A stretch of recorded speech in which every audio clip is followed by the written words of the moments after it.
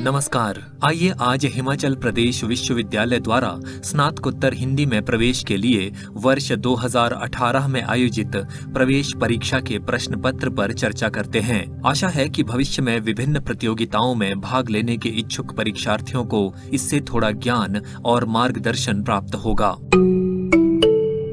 पहला प्रश्न है, सीता का मुख चंद्रमा के समान सुंदर है। पंक्ति में मुख क्या है? उपमान, उपमेय, वाचक या साधारण धर्म? इस प्रश्न का सही उत्तर है उपमेय।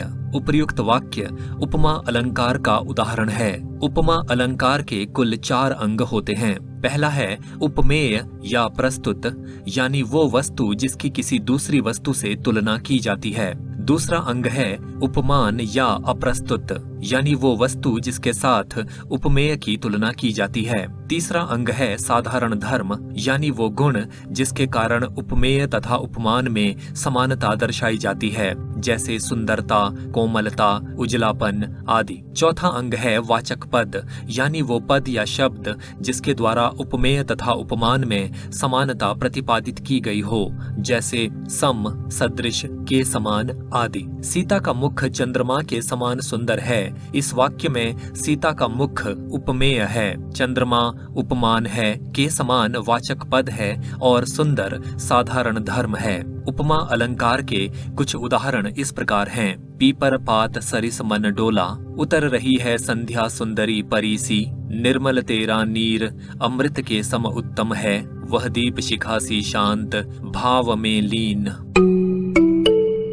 दूसरा प्रश्न है, जहां लोक सीमा का अतिक्रमण किया जाता है उसे कहते हैं उत्प्रेक्षा अलंकार, अन्योक्ति, अतिशयोक्ति या वक्रोक्ति? सही उत्तर है अतिशयोक्ति। यहाँ पर ये समझना आवश्यक है कि लोक सीमा का अर्थ है लोक या समाज में स्वाभाविक रूप से प्रचलित बातें, नियम, सिद्धांत या मर्यादाएं आदि। लोक सीमा का अतिक्रमण करने से अभिप्राय है कि कोई ऐसी बात कहना जो स्वाभाविक रूप से प्रचलित बातों या मर्यादाओं का उल्लंघन करती हो, या ऐसी बात कहना जो थोड़ी बढ़ा चढ़ा कर कही गई हो, यानी जिस पर ज्यों का त्यों विश्वास कर लेना सरल ना हो।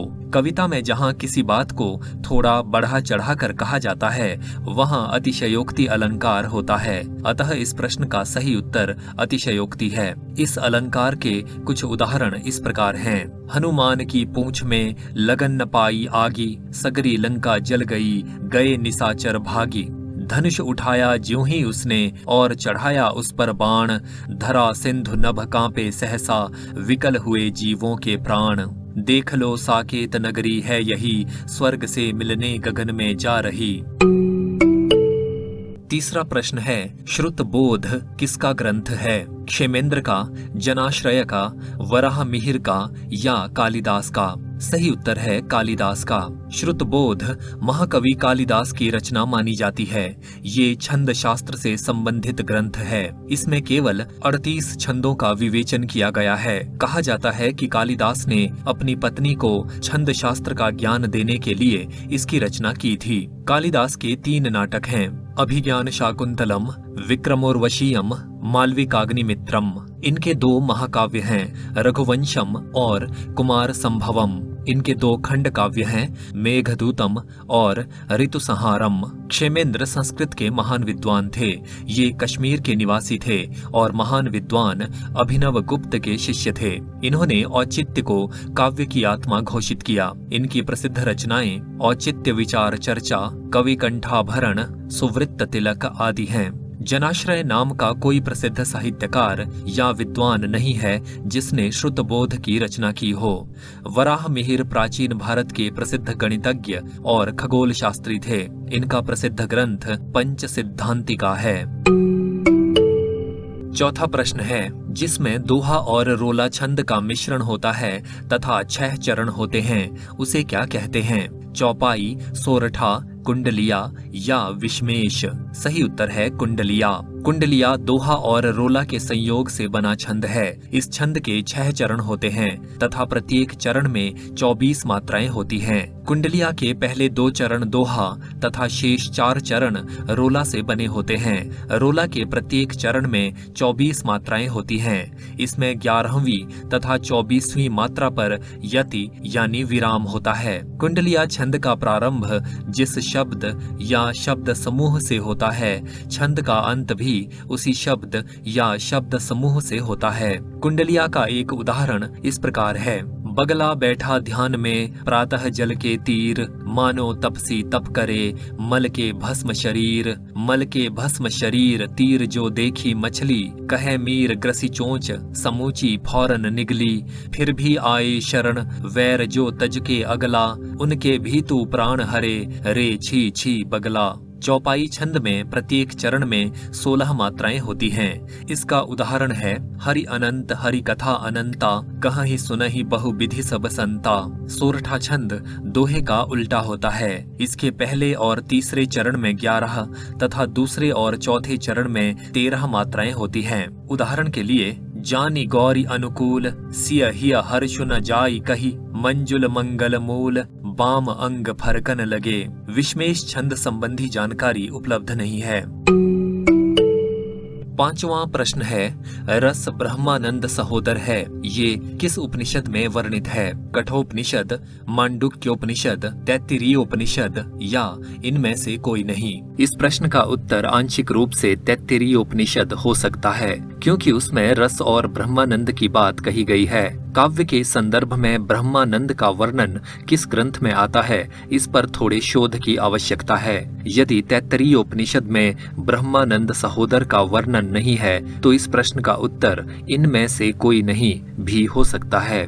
तैत्तिरीयोपनिषद में रसो वै सह कहकर ब्रह्म अथवा ईश्वर को रस रूप कहा गया है, जिसे प्राप्त करके मनुष्य आनंदमय हो जाता है। बाद के वर्षों में आचार्य भट्ट नायक ने काव्य से मिलने वाले आनंद को ईश्वर प्राप्ति से मिलने वाले आनंद के समान कहकर ब्रह्मानंद सहोदर कहा। आचार्य विश्वनाथ ने भी रस को ब्रह्मा स्वाद सहोदरः कहा। कठोपनिषद कृष्ण यजुर्वेदीय शाखा के अंतर्गत एक उपनिषद है। दक्षिण भारत में यजुर्वेद की कृष्ण यजुर्वेद शाखा और उत्तर भारत में शुक्ल यजुर्वेद शाखा प्रचलित है। यमराज और नचिकेता का सुप्रसिद्ध संवाद कठोपनिषद में ही वर्णित है। मांडुक्योपनिषद अथर्ववेदीय शाखा के अंतर्गत एक उपनिषद है। ये केवल 12 छंदों का छोटा सा उपनिषद है। इसमें आत्मा या चेतना की 4 अवस्थाओं का वर्णन मिलता है: जागृत, स्वप्न, सुषुप्ति और तुरीय। 6ठा प्रश्न है, कर के ध्वनि संकेत शूर ने शंख बजाया, अंतर का आह्वान वेग से बाहर आया। इन पंक्तियों में कौन सा स्थायी भाव है? क्रोध, उत्साह, घृणा या दया? सही उत्तर है उत्साह। उपर्युक्त पंक्तियां मैथिली शरण गुप्त द्वारा रचित महाकाव्य साकेत के 12वें सर्ग से उद्धृत हैं। इन पंक्तियों में उत्साह नामक स्थायी भाव है, जो कि वीर रस से जुड़ा है। काव्य शास्त्र में मुख्यतः 9 रसों को स्थान दिया गया है और अधिकतम 11 रसों को मान्यता प्रदान की गई है। प्रत्येक रस से एक स्थायी भाव जुड़ा हुआ है। क्रोध नामक स्थायी भाव रौद्र रस से संबंधित है। घृणा अथवा जुगुप्सा नामक स्थायी भाव विभत्स रस से जुड़ा है। दया नामक मनोभाव स्थायी भावों में शामिल नहीं है। 7वां प्रश्न है, वीर रस का स्थायी भाव क्या है? उत्साह, धैर्य, साहस या वीरता? सही उत्तर है उत्साह। वीर रस का स्थायी भाव उत्साह है। धैर्य, साहस और वीरता स्थायी भावों में शामिल नहीं हैं। अन्य रसों के स्थायी भाव इस प्रकार हैं: श्रृंगार रस का स्थायी भाव रति है, हास्य रस का हास, करुण रस का शोक, रौद्र रस का क्रोध, भयानक रस का भय, विभत्स रस का जुगुप्सा, अद्भुत रस का विस्मय, शांत रस का निर्वेद, वात्सल्य रस का वत्सलता, भक्ति रस का स्थायी भाव देवरति या ईश्वर विषयक रति है। 8वां प्रश्न है, जिन मुक्तकों का केवल पठन ही किया जा सके उन्हें कहते हैं गेय मुक्तक, पाठ्य मुक्तक, गद्य मुक्तक या लोकगीत? सही उत्तर है पाठ्य मुक्तक। मुक्तक कविता का वो प्रकार है जिसमें प्रबंधकीयता ना हो। इसमें एक छंद में कही गई बात का दूसरे छंद में कही गई बात से कोई संबंध नहीं होता। कबीर, रहीम और बिहारी के दोहे, मीराबाई के पद आदि सभी मुक्तक रचनाएं हैं। हिंदी साहित्य के रीतिकाल में मुख्यतः मुक्तक काव्य ही रचा गया है। ऐसे मुक्तक जिनमें गेयता नहीं होती वे पाठ्य मुक्तक कहे जाते हैं। 9वां प्रश्न है, परमहंस वंशावली किसकी रचना है? विवेकानंद की, सुमित्रानंदन पंत की, बिहारी की या घनानंद की?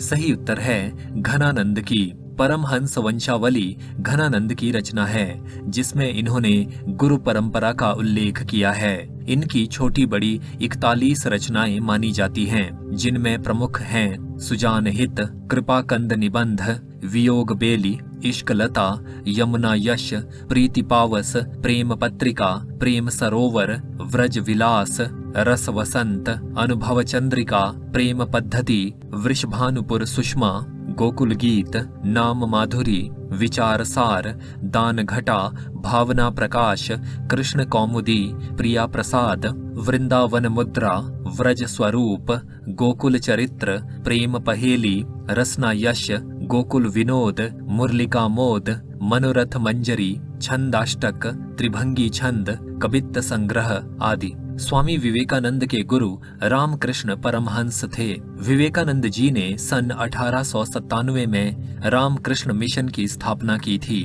विवेकानंद जी की कुछ रचनाएं इस प्रकार हैं: कर्म योग, राजयोग, ज्ञान योग, वर्तमान भारत आदि। पंत जी की मुख्य काव्य कृतियां हैं उच्छ्वास, ग्रंथि, वीणा, पल्लव, गुंजन, युगांत, युगवाणी, ग्राम्या, स्वर्ण किरण, स्वर्ण धूलि, युगपथ, उत्तरा, कला और बूढ़ा चांद, अतिमा, लोकायतन और चिदंबरा। सुमित्रानंदन पंत ने लोकायतन नामक महाकाव्य महात्मा गांधी के जीवन पर लिखा है। इनकी महत्वपूर्ण कविताओं का संकलन चिदंबरा शीर्षक से प्रकाशित है। इस पर इन्हें सन 1968 में भारतीय ज्ञानपीठ पुरस्कार प्राप्त हुआ था। बिहारी लाल की कृति सतसई है। 10वां प्रश्न है, घनानंद की भाषा कौन सी है? संस्कृत, फारसी, ब्रज भाषा या अवधी? सही उत्तर है ब्रज भाषा। घनानंद रीतिकाल की रीति मुक्त काव्य धारा के प्रतिनिधि कवि हैं। ये मुहम्मद शाह रंगीला के दरबार में मीर मुंशी के पद पर कार्यरत थे और सुजान नामक नर्तकी से इन्हें प्रेम था। इन्होंने अपने काव्य में ब्रज भाषा का प्रयोग किया है। रीतिकाल की यही प्रमुख भाषा थी। इनकी ब्रज भाषा अरबी, फारसी, राजस्थानी, खड़ी बोली आदि के शब्दों से समृद्ध है। घनानंद ने लोकोक्तियों और मुहावरों के प्रयोग से भाषा के सौंदर्य को 4 चांद लगा दिए हैं। इनके काव्य में अनुप्रास, यमक, उपमा, रूपक, उत्प्रेक्षा और विरोधाभास आदि अलंकारों का प्रमुखता से प्रयोग हुआ है। विरोधाभास घनानंद का प्रिय अलंकार है। आचार्य विश्वनाथ ने इनके बारे में लिखा है, विरोधाभास के अधिक प्रयोग से इनकी कविता भरी पड़ी है। जहाँ इस प्रकार की कृति दिखाई दे उसे निसंकोच इनकी कृति घोषित किया जा सकता है। 11वां प्रश्न है, घनानंद ने अपनी काव्य सर्जना में किन 2 छंदों का सर्वाधिक प्रयोग किया? कवित्त और सवैया, दोहा व कवित्त, सोरठा व सवैया या दोहा व चौपाई? सही उत्तर है दोहा व चौपाई। हालांकि घनानंद के कवित्त और सवैये अधिक प्रचलित हैं, किंतु इन्होंने दोहे और चौपाइयां अधिक रची हैं। डॉक्टर नगेंद्र के इतिहास ग्रंथ के अनुसार घनानंद के कुल कवित्त सवैयों की संख्या 752 है, पदों की संख्या 1057 है और दोहे चौपाइयों की संख्या 2354 है। घनानंद की कुछ प्रसिद्ध पंक्तियां इस प्रकार हैं: लोग हैं लागी कवित्त बनावत, मोहि तो मेरे कवित्त बनावत। अति सूधो स्नेह को मारगु है, जहाँ नेकु सयानप बांक नहीं। तुम कौन धौपाटी पढ़े हो लला, मन लेहु पैदेहु छटाक नहीं। हीन भये जलमीन अधीन, कहा कछुमो अकुलानी समाने। रावरे रूप की रीति अनूप, नयौ नयौ लागत ज्यों ज्यों निहारिये। अंग अंग तरंग उठै दुतिकी, परिहै मनोरूप अभय धर च्वै। बदरा बरसें ऋतुमय घिर के, नित ही अखियां उघरी बरसें। 12वां प्रश्न है, देव के प्रथम आश्रयदाता का नाम क्या है? औरंगजेब, आजम शाह, भवानी दत्त वैश्य या कुशल सिंह? सही उत्तर है आजम शाह। देव का पूरा नाम देवदत्त था। ये रीतिकाल की रीतिबद्ध काव्यधारा के प्रमुख कवि हैं। शिवसिंह सेंगर ने इनकी रचनाओं की संख्या 72 बताई है। कुछ विद्वानों ने 52 ग्रंथों का उल्लेख किया है। देव के आश्रयदाता क्रमशः इस प्रकार हैं: आजम शाह, भवानी दत्त वैश्य, कुशल सिंह, सेठ भोगीलाल, उद्योत सिंह, सुजान मणि और अली अकबर खां। जीवन के अंतिम दिनों में ये अली अकबर खां के आश्रय में रहे और अपनी अधिकांश रचनाओं को सुख सागर तरंग नाम से उन्हीं को समर्पित किया। 13वां प्रश्न है, प्रबोध पचासा किसकी रचना है? बिहारी की, पद्माकर की, भूषण की या देव की? सही उत्तर है पद्माकर की। पद्माकर रीतिकाल की रीतिबद्ध काव्यधारा के कवि हैं। प्रबोध पचासा के अलावा इनकी अन्य रचनाएं हैं हिम्मत बहादुर विरुदावली, पद्माभरण, जगद विनोद, राम रसायन, आली जाह प्रकाश, प्रताप सिंह विरुदावली, ईश्वर पचीसी, यमुना लहरी, कली पचीसी आदि। महाकवि भूषण की प्रमुख रचनाएं हैं शिवराज भूषण, शिवा बावनी और छत्रसाल दशक। महाकवि देवदत्त की प्रमुख कृतियां हैं भाव विलास, अष्टयाम, भवानी विलास, राग रत्नाकर, कुशल विलास, प्रेम चंद्रिका, जाति विलास, देव माया प्रपंच, देव शतक, सुजान विनोद, प्रेम तरंग आदि। 14वां प्रश्न है, प्रबोध पचासा का मुख्य स्वर क्या है? राष्ट्रीय भावना, वीर भावना, श्रृंगार भावना या भक्ति भावना? सही उत्तर है भक्ति भावना। प्रबोध पचासा भक्ति भावना पर आधारित ग्रंथ है। संभवतः पद्माकर ने इसकी रचना रोग मुक्ति के उद्देश्य से की थी। इस संदर्भ में मिश्र बंधुओं ने लिखा है, कहा जाता है कि अंत में ये कुष्ठ रोग से पीड़ित हो गए थे, अतः रोग मुक्त होने की अभिलाषा से इन्होंने प्रबोध पचासा 51 छंदों का एक भक्ति रसपूर्ण ग्रंथ बनाया। ये ग्रंथ बहुत सुंदर बना है और पद्माकर के ग्रंथों में पूज्य दृष्टि से देखने योग्य है। इसके छंदों से निर्वेद टपकता है और लगता है कि संसार के अनुभवी और उससे उकताए हुए किसी वृद्ध जन ने इसे बनाया है। शुक्ल जी ने हिंदी साहित्य का इतिहास में पद्माकर के भाषा शिल्प की तुलना तुलसीदास जी के भाषा शिल्प से करते हुए लिखा है। भाषा की सब प्रकार की शक्तियों पर इस कवि का अधिकार दिखाई पड़ता है।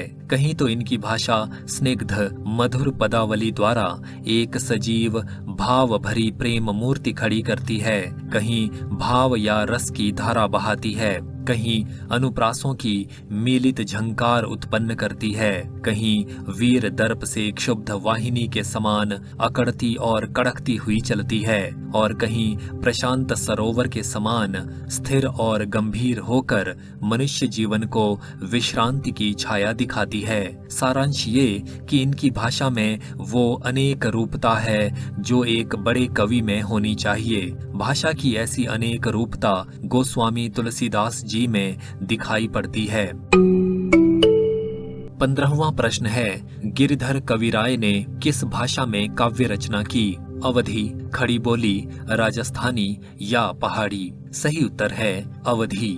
गिरिधर कविराय ने मुख्यतः अवधी और पंजाबी मिश्रित भाषा में काव्य रचना की है। इसके अलावा इनके काव्य में ब्रज, संस्कृत, अरबी, फारसी और खड़ी बोली के शब्दों का प्रयोग भी देखने को मिलता है। गिरिधर कविराय की जीवनी के संबंध में विद्वानों में मत भिन्नता पाई जाती है। डॉक्टर किशोरी लाल गुप्त द्वारा संपादित गिरधर कविराय ग्रंथावली के अनुसार गिरधर कविराय का जन्म पंजाब में हुआ और किसी कारण इन्हें वैराग्य हुआ तो पंजाब छोड़कर पूर्वी उत्तर प्रदेश में कानपुर से इलाहाबाद के बीच विचरण करते रहे। बताया जाता है कि ये सन 1763 तक जीवित थे। गिरधर कविराय ने मुख्यतः कुंडलिया छंद में काव्य रचा है।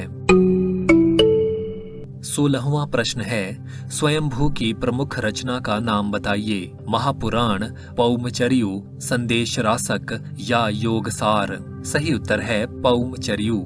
जैन कवि स्वयंभू 783 ईस्वी के आसपास यानी 8वीं शती में विद्यमान थे। डॉक्टर राम कुमार वर्मा ने इन्हें हिंदी का प्रथम कवि माना है। स्वयंभू के 3 ग्रंथ बताए जाते हैं, पौमचर्यु, रिट्ठणेमीचर्यु तथा स्वयंभू छंद। पौमचर्यु राम कथा पर आधारित अपभ्रंश का एक महाकाव्य है। जैन धर्म में राजा राम के लिए पद्म शब्द का प्रयोग होता है, इसलिए स्वयंभू ने अपनी रामायण को पद्मचरित या पौमचर्यु नाम दिया है। इस महाकाव्य में कुल 5 कांड हैं, विद्याधर कांड, अयोध्या कांड, सुंदर कांड, युद्ध कांड और उत्तर कांड।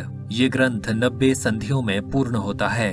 पौमचर्यु की 83 संधियां स्वयंभू द्वारा तथा शेष 7 संधियां स्वयंभू के पुत्र त्रिभुवन द्वारा लिखी गई हैं। इसमें कुल 12,000 छंद हैं। महापुराण पुष्पदंत की रचना है। संदेश रासक अद्धर हमाण की और योगसार जैन कवि जोइंदू की रचना है।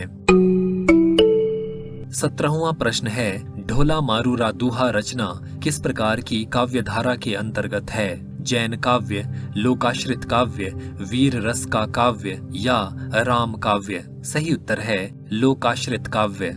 ढोला मारूरा दूहा आदिकाल के लोकाश्रित काव्य की श्रेणी में शामिल है। ये 11वीं शताब्दी में रचित एक प्रसिद्ध प्रेम काव्य है, जिसे कल्लोल नामक कवि ने रचा था। ढोला मारूरा दूहा मूलतः दोहा छंद में रचित था। 17वीं शताब्दी में कुशल राय नामक कवि ने इसमें कुछ चौपाइयां जोड़कर इसका विस्तार कर दिया। इसमें ढोला नामक राजकुमार और मारवणी नामक राजकुमारी की प्रेम कथा का वर्णन है। 18वां प्रश्न है, कीर्ति पताका की भाषा क्या है? अपभ्रंश, हिंदी, अवहट्ठ या संस्कृत? सही उत्तर है अवहट्ठ। कीर्ति पताका महाकवि विद्यापति द्वारा रचित काव्य है, जिसमें महाराजा शिवसिंह का यशोगान किया गया है। कीर्ति पताका ग्रंथ की खंडित प्रति ही उपलब्ध है, जिसके बीच में 9 से 29 तक के 21 पृष्ठ गायब हैं। ग्रंथ के प्रारंभ में भगवान शिव और गणेश जी की वंदना है। 30वें पृष्ठ से अंत तक राजा शिवसिंह के पराक्रम का वर्णन है। इस ग्रंथ की भाषा को अवहट्ठ कहा गया है। डॉक्टर बच्चन सिंह के अनुसार विद्यापति का जीवन काल सन 1360 से 1448 तक का है। ये मिथिला के विस्पी गांव में पैदा हुए थे और मिथिला के राजा कीर्ति सिंह और शिव सिंह के दरबारी कवि थे। इन्हें संस्कृत, अपभ्रंश और मैथिली भाषाओं का अच्छा ज्ञान था। इनकी प्रमुख रचनाएं हैं संस्कृत में शैव सर्वस्व सार, गंगा वाक्यावली, दुर्गा भक्त तरंगिणी, भू परिक्रमा, पुरुष परीक्षा, विभाग सार, लिखनावली आदि। अवहट्ठ में इन्होंने कीर्तिलता और कीर्ति पताका की रचना की है। मैथिली में इन्होंने पदावली की रचना की है। संस्कृत और मैथिली में इन्होंने गोरक्ष विजय नामक नाटक रचा है। इसका गद्य भाग संस्कृत में और पद्य भाग मैथिली में है। आचार्य शुक्ल ने विद्यापति को श्रृंगारी कवि माना है। श्याम सुंदर दास ने इन्हें भक्त कवियों की श्रेणी में रखा है और जॉर्ज ग्रियर्सन इन्हें रहस्यवादी कवि मानते हैं।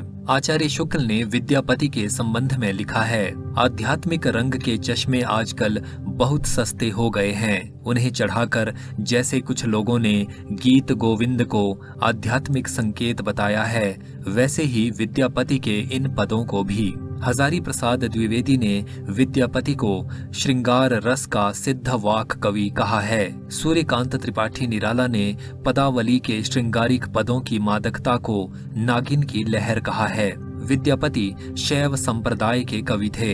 इनके प्रशंसकों ने इन्हें कई उपाधियों से विभूषित किया है, जैसे अभिनव जयदेव, कवि शेखर, कवि कंठहार, नव कवि शेखर, खेलन कवि, दशावधान, पंचानन, मैथिल कोकिल आदि।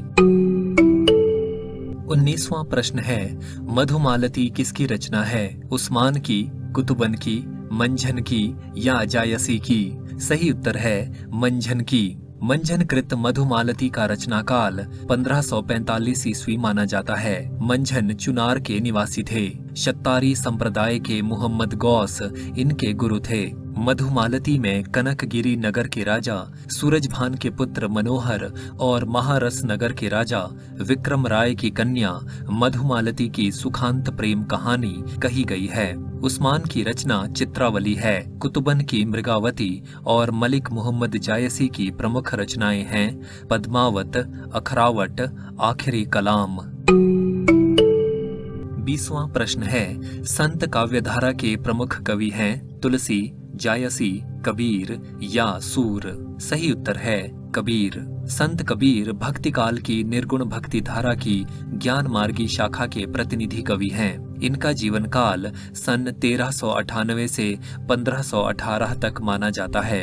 इनकी मृत्यु मगहर नामक स्थान पर हुई मानी जाती है। इनके गुरु रामानंद थे। कबीर की वाणी का संग्रह उनके शिष्य धर्मदास ने बीजक नाम से सन 1464 में किया।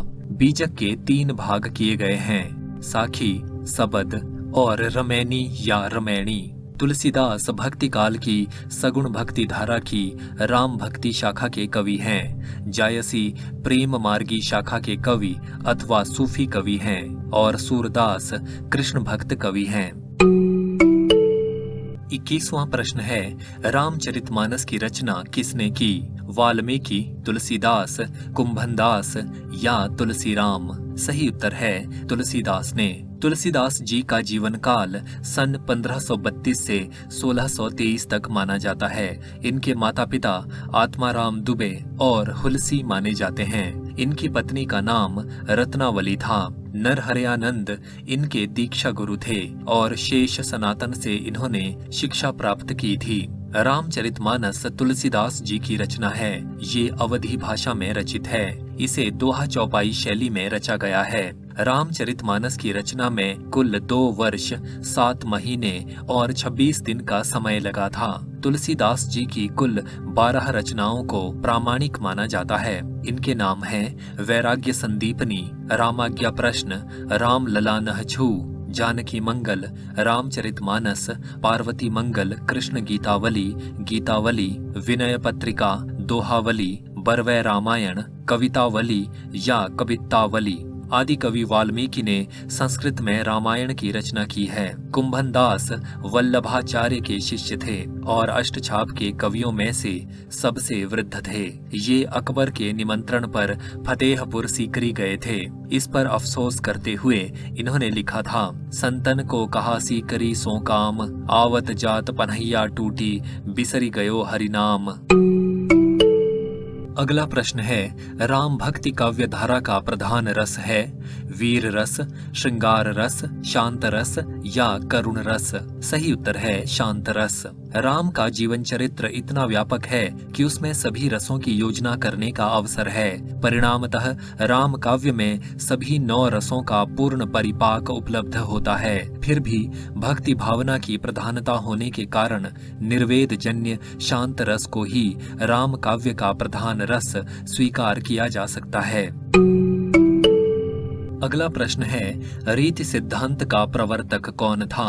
आचार्य वामन, भरत मुनि, दंडी या भामह? सही उत्तर है आचार्य वामन। आचार्य वामन रीति संप्रदाय के प्रवर्तक हैं। इनका समय विद्वानों ने 8वीं शती का उत्तरार्ध माना है। वामन कश्मीर नरेश जयापीड विनयादित्य के मंत्री थे। इन्होंने काव्यालंकार सूत्र नामक ग्रंथ की रचना की, जिसमें 319 सूत्र हैं तथा ये ग्रंथ 5 परिच्छेदों में विभक्त है। आचार्य वामन ने रीति को काव्य की आत्मा स्वीकार किया था। भरत मुनि ने नाट्यशास्त्र, दंडी ने काव्यादर्श और भामह ने काव्यालंकार की रचना की है। अगला प्रश्न है, बिहारी सतसई की शैली कौन सी है? गीत शैली, दोहा चौपाई शैली, मुक्तक शैली या पद शैली? सही उत्तर है मुक्तक शैली। रीतिकाल की रीति सिद्ध काव्य धारा के कवि बिहारी लाल की एकमात्र कृति सतसई दोहा छंद में रचित है। इसकी भाषा साहित्यिक ब्रज भाषा है। डॉक्टर जॉर्ज ग्रियर्सन के अनुसार यूरोप में बिहारी सतसई के समकक्ष कोई रचना नहीं है। बिहारी सतसई पर हिंदी में 50 से अधिक टीकाएं रची गई हैं। बिहारी लाल के पुत्र कृष्णलाल कवि ने बिहारी सतसई की टीका सर्वप्रथम सवैया छंद में ब्रज भाषा में लिखी थी। अगला प्रश्न है, रामचंद्रिका किसकी रचना है? घनानंद की, केशव की, भूषण की या मतिराम की? सही उत्तर है केशव की। रामचंद्रिका रीतिकाल के प्रसिद्ध कवि केशवदास का महाकाव्य है। केशवदास का जन्म बुंदेलखंड के ओरछा नामक नगर में सन 1555 में हुआ था और मृत्यु सन 1617 में हुई थी। इनकी अन्य रचनाएं हैं रसिक प्रिया, कवि प्रिया, रतन बावनी, वीर सिंह देव चरित, विज्ञान गीता, जहांगीर जस चंद्रिका, नख शिख और छंदमाल। आचार्य शुक्ल ने केशव को कठिन काव्य का प्रेत कहा है। डॉक्टर विजयपाल सिंह ने केशव को कोर्ट का कवि कहा है।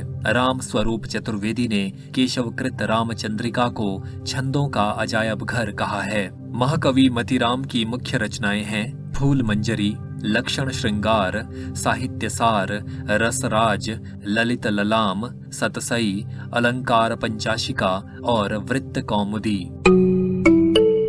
अगला प्रश्न है, नहुष नाटक के लेखक हैं भारतेंदु हरिश्चंद्र, गोपाल चंद्र गिरधरदास, गणेश कवि या रघुराय नागर? सही उत्तर है गोपाल चंद्र गिरधरदास। गोपाल चंद्र जी ने नहुष नाटक की रचना सन 1857 के आसपास की थी। ये भारतेंदु हरिश्चंद्र के पिता थे और ब्रज भाषा के बहुत ही प्रौढ़ कवि थे। इनका नाम गोपाल चंद्र था, पर कविता में अपना उपनाम ये गिरधरदास, गिरधर, गिरिधारन आदि लिखते थे। इन्होंने नहुष नाटक पद्यबद्ध ब्रज भाषा में रचा था। भारतेंदु के अनुसार नहुष की रचना विशुद्ध नाटक रीति तथा पात्र प्रवेश आदि के नियम रक्षण को ध्यान में रखकर की गई है। भारतेंदु हरिश्चंद्र के मौलिक नाटक हैं वैदिकी हिंसा हिंसा न भवति, विशस्य विषमौषधम, प्रेम जोगिनी, चंद्रावली, भारत दुर्दशा, नील देवी, अंधेर नगरी, सती प्रताप। भारतेंदु के अनुदित नाटक हैं रत्नावली, विद्या सुंदर, पाखंड विडंबन, धनंजय विजय, मुद्रा राक्षस, दुर्लभ बंधु, कर्पूर मंजरी, सत्य हरिश्चंद्र और भारत जननी। गणेश कवि ने सन 1863 के आसपास प्रद्युम्न विजय नामक नाटक की रचना ब्रज भाषा में की थी। रघुराय नागर ने सन 1700 के आसपास सभासार नामक नाट्य कृति की रचना की थी। अगला प्रश्न है, भारतेंदुकृत अंधेर नगरी किस प्रकार का नाटक है? ऐतिहासिक, रोमानी, प्रहसन या सामाजिक? सही उत्तर है प्रहसन। भारतेंदु जी ने सन 1881 में अंधेर नगरी नामक प्रहसन की रचना की थी।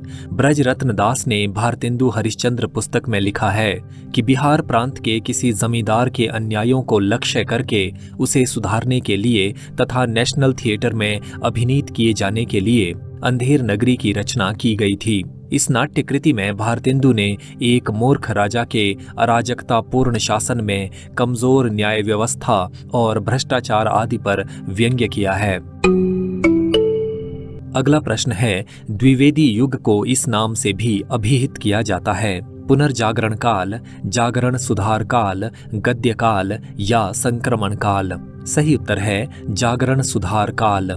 डॉक्टर नगेंद्र द्वारा संपादित ग्रंथ हिंदी साहित्य का इतिहास में काल विभाजन इस प्रकार किया गया है। आदिकाल 7वीं शती के मध्य से 14वीं शती के मध्य तक, भक्तिकाल 14वीं शती के मध्य से 17वीं शती के मध्य तक, रीतिकाल 17वीं शती के मध्य से 19वीं शती के मध्य तक, आधुनिक काल 19वीं शती के मध्य से अब तक। आधुनिक काल का विभाजन इस प्रकार किया गया है। पुनर्जागरण काल या भारतेंदु काल 1857 से 1900 ईस्वी, जागरण सुधार काल या द्विवेदी काल 1900 से 1918 ईस्वी, छायावाद काल 1918 से 1938 ईस्वी। छायावादोत्तर काल को दो भागों में बांटा गया है। प्रगति प्रयोग काल 1938 से 1953 ईस्वी, नवलेखन काल 1953 ईस्वी से अब तक।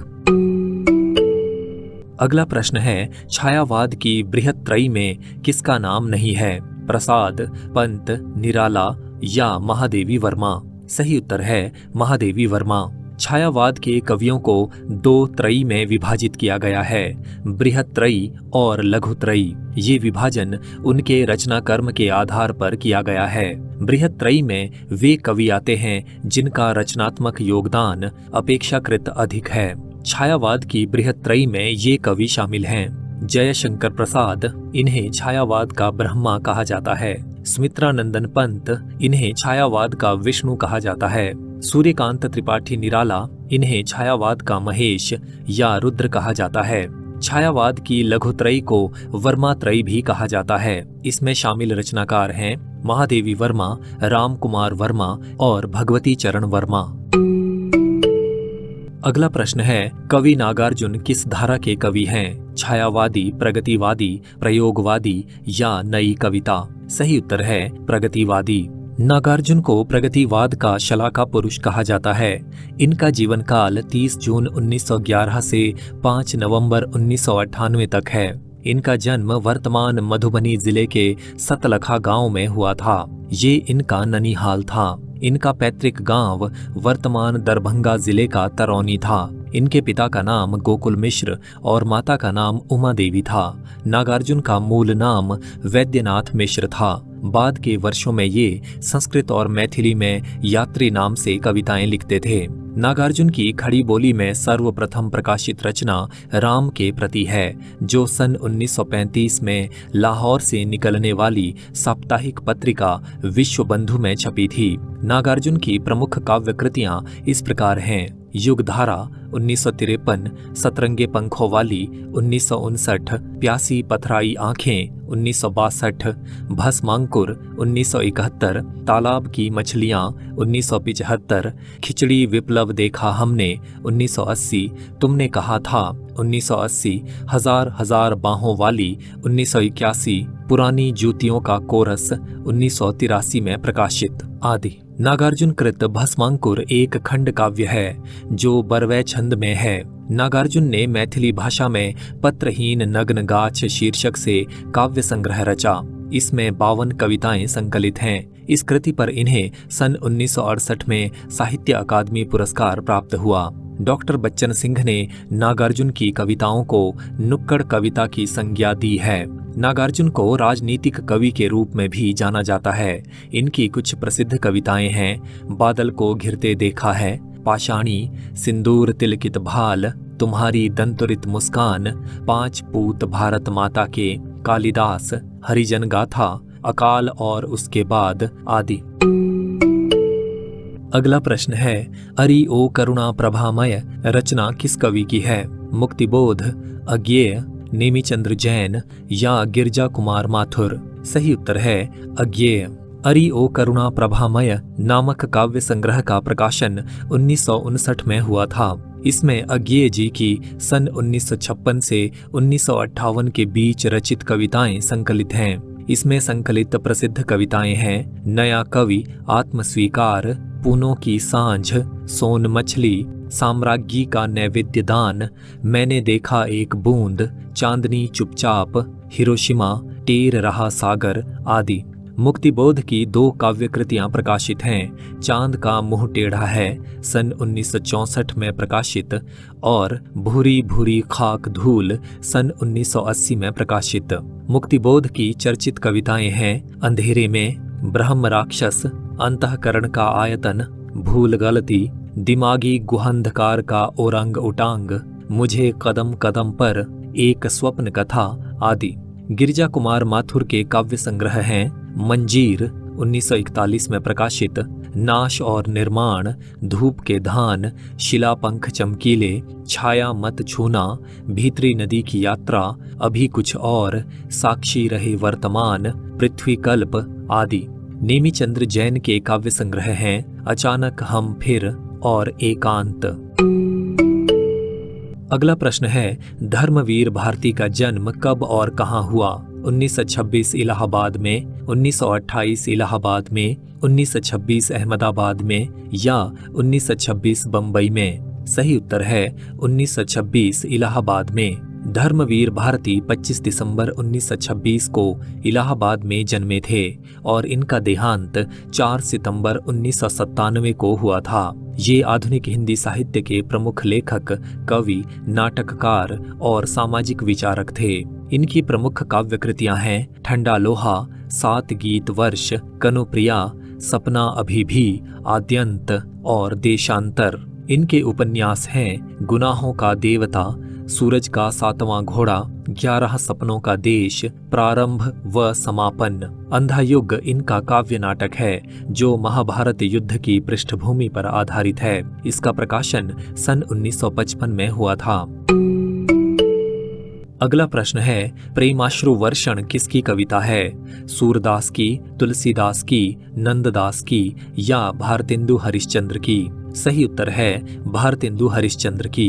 भारतेंदु हरिश्चंद्र की समस्त रचनाओं की संख्या लगभग 175 है और इनके काव्य ग्रंथों की संख्या 70 है, जिनमें से प्रमुख हैं भक्ति सर्वस्व, प्रेम मालिका, प्रेम सरोवर, प्रेमाश्रु वर्षण, प्रेम माधुरी, प्रेम तरंग, प्रेम प्रलाप, मधुमुकुल, वर्षा विनोद, विनया प्रेम 50, फूलों का गुच्छा, प्रेम फुलवारी, तन्मय लीला, दान लीला, वेणुगीति, मान लीला, विजय वल्लरी आदि।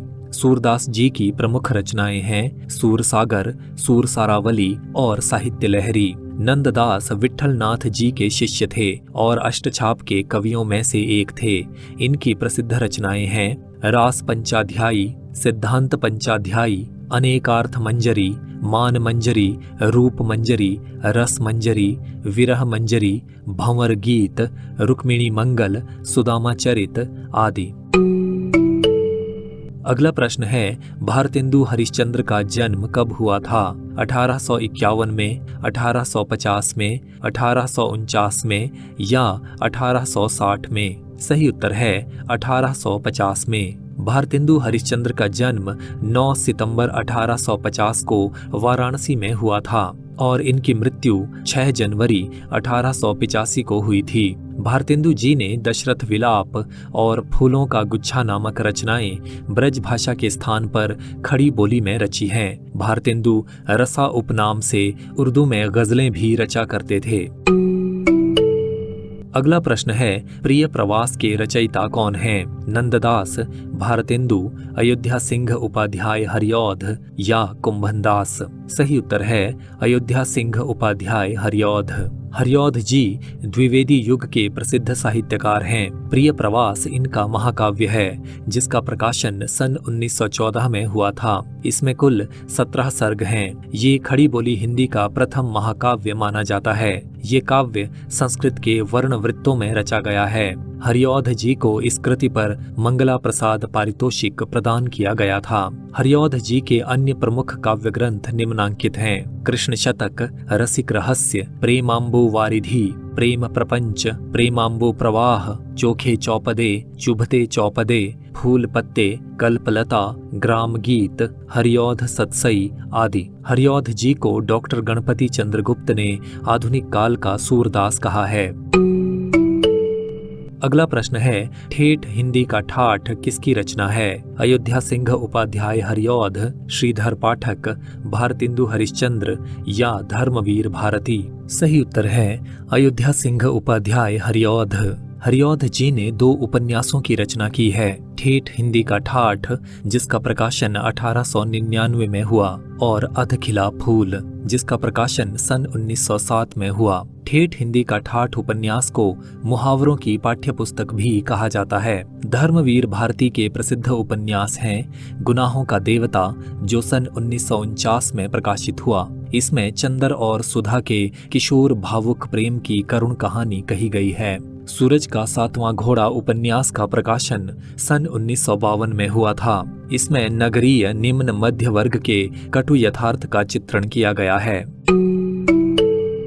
अगला प्रश्न है, गोल्डस्मिथ के द हर्मिट का श्रीधर पाठक ने किस शीर्षक से अनुवाद किया? श्रांत पथिक, उर्वर ग्राम, उजड़ ग्राम या एकांतवासी योगी? सही उत्तर है एकांतवासी योगी। श्रीधर पाठक का जीवन काल सन 1859 से सन 1928 तक फैला है। ये खड़ी बोली के प्रथम स्वच्छंदतावादी कवि माने जाते हैं। श्रीधर पाठक ने ब्रज भाषा में कश्मीर सुषमा नामक प्रसिद्ध कविता की रचना सन 1904 में की थी। इनके द्वारा अनुदित कुछ प्रसिद्ध रचनाएं इस प्रकार हैं। एकांतवासी योगी, जिसका प्रकाशन 1886 ईस्वी में हुआ। ये गोल्डस्मिथ की रचना द हर्मिट का खड़ी बोली हिंदी में अनुवाद है। ये लावनी या ख्याल शैली में रचित है। उजड़ ग्राम का प्रकाशन सन 1889 में हुआ था। ये गोल्डस्मिथ के डेजर्टेड विलेज का ब्रज भाषा में अनुवाद है। श्रांत पथिक का प्रकाशन 1902 ईस्वी में हुआ था। ये गोल्डस्मिथ की रचना द ट्रेवलर का खड़ी बोली हिंदी में अनुवाद है। ये रोला छंद में रचित है।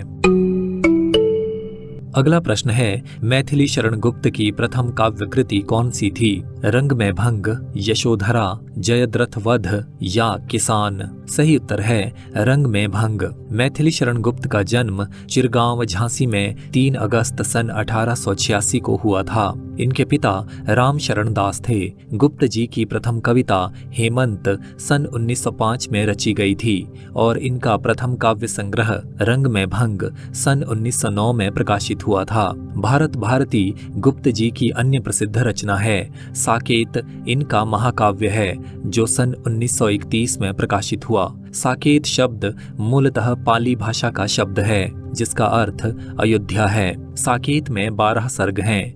इसे डॉक्टर नगेंद्र ने जनवादी काव्य कहा है। आचार्य रामचंद्र शुक्ल ने गुप्त जी को सामंजस्यवादी कवि कहा है। अगला प्रश्न है, मैथिली शरण गुप्त ब्रजभाषा में किस उपनाम से कविता लिखते थे? गुप्त, रसिकेंद्र, राष्ट्रकवि या भारतीय आत्मा? सही उत्तर है रसिकेंद्र। गुप्त जी आरंभ में रसिकेंद्र उपनाम से काव्य रचना किया करते थे। महावीर प्रसाद द्विवेदी के समझाने पर इन्होंने ये उपनाम त्याग दिया था। एक भारतीय आत्मा नाम से माखनलाल चतुर्वेदी जी साहित्य रचना किया करते थे। अगला प्रश्न है, जयशंकर प्रसाद के महाकाव्य का नाम बताइए। प्रिय प्रवास, लहर, कामायनी या मधुमय देश? सही उत्तर है कामायनी। अधिकतर स्रोतों के अनुसार कामायनी का प्रकाशन सन 1935 में हुआ था। कामायनी का प्रमुख रस शांत है। इसमें समरसता के माध्यम से आनंदवाद की प्रतिष्ठा की गई है। इसके प्रमुख पात्र मनु, श्रद्धा और इड़ा हैं। मनु मन के प्रतीक हैं, श्रद्धा हृदय की प्रतीक हैं और इड़ा बुद्धि की प्रतीक हैं। इसका मुख्य छंद ताटंक है। कामायनी के 15 सर्गों के नाम इस प्रकार हैं: चिंता, आशा, श्रद्धा, वासना, लज्जा, कर्म, ईर्ष्या, इड़ा, स्वप्न, संघर्ष, निर्वेद, दर्शन, रहस्य और आनंद। शांति प्रिय द्विवेदी ने कामायनी को छायावाद का उपनिषद कहा है। अगला प्रश्न है, ताज कविता किसकी है? निराला, पंत, प्रसाद या नरेंद्र शर्मा? सही उत्तर है पंत। सुमित्रा नंदन पंत की ताज कविता हिंदी साहित्य की प्रसिद्ध कविताओं में से एक है। इसका रचना काल अक्टूबर 1935 माना जाता है। ये पंत जी के युगांत नामक काव्य संग्रह में संकलित है जो सन 1936 में प्रकाशित हुआ था। सुमित्रा नंदन पंत ने लोकायतन नामक महाकाव्य महात्मा गांधी के जीवन पर लिखा है जो 1964 ईस्वी में प्रकाशित हुआ। पंत जी की महत्वपूर्ण कविताओं का संकलन चिदंबरा शीर्षक से प्रकाशित हुआ है। इस पर इन्हें सन 1968 में भारतीय ज्ञानपीठ पुरस्कार प्राप्त हुआ था। अगला प्रश्न है, सुमित्रा नंदन पंत का बचपन का क्या नाम था? गोसाई दत्त, राम बोला, नरेंद्र दत्त या राजन दत्त? सही उत्तर है गोसाई दत्त। पंत जी का जन्म 20 मई सन 1900 में हुआ था। बचपन में इनका नाम गोसाई दत्त रखा गया था। सन 1910 में ये शिक्षा प्राप्त करने गवर्नमेंट हाई स्कूल अल्मोड़ा गए और यहीं इन्होंने अपना नाम गोसाई दत्त से बदलकर सुमित्रा नंदन पंत रख लिया था। राम बोला तुलसीदास जी का बचपन का नाम था और नरेंद्र दत्त स्वामी विवेकानंद का मूल नाम था। अगला प्रश्न है, पंत की काव्य यात्रा का आरंभ किस रचना से माना जाता है? ताज, एक तारा, द्वंद्व या गिरजे का घंटा? सही उत्तर है गिरजे का घंटा।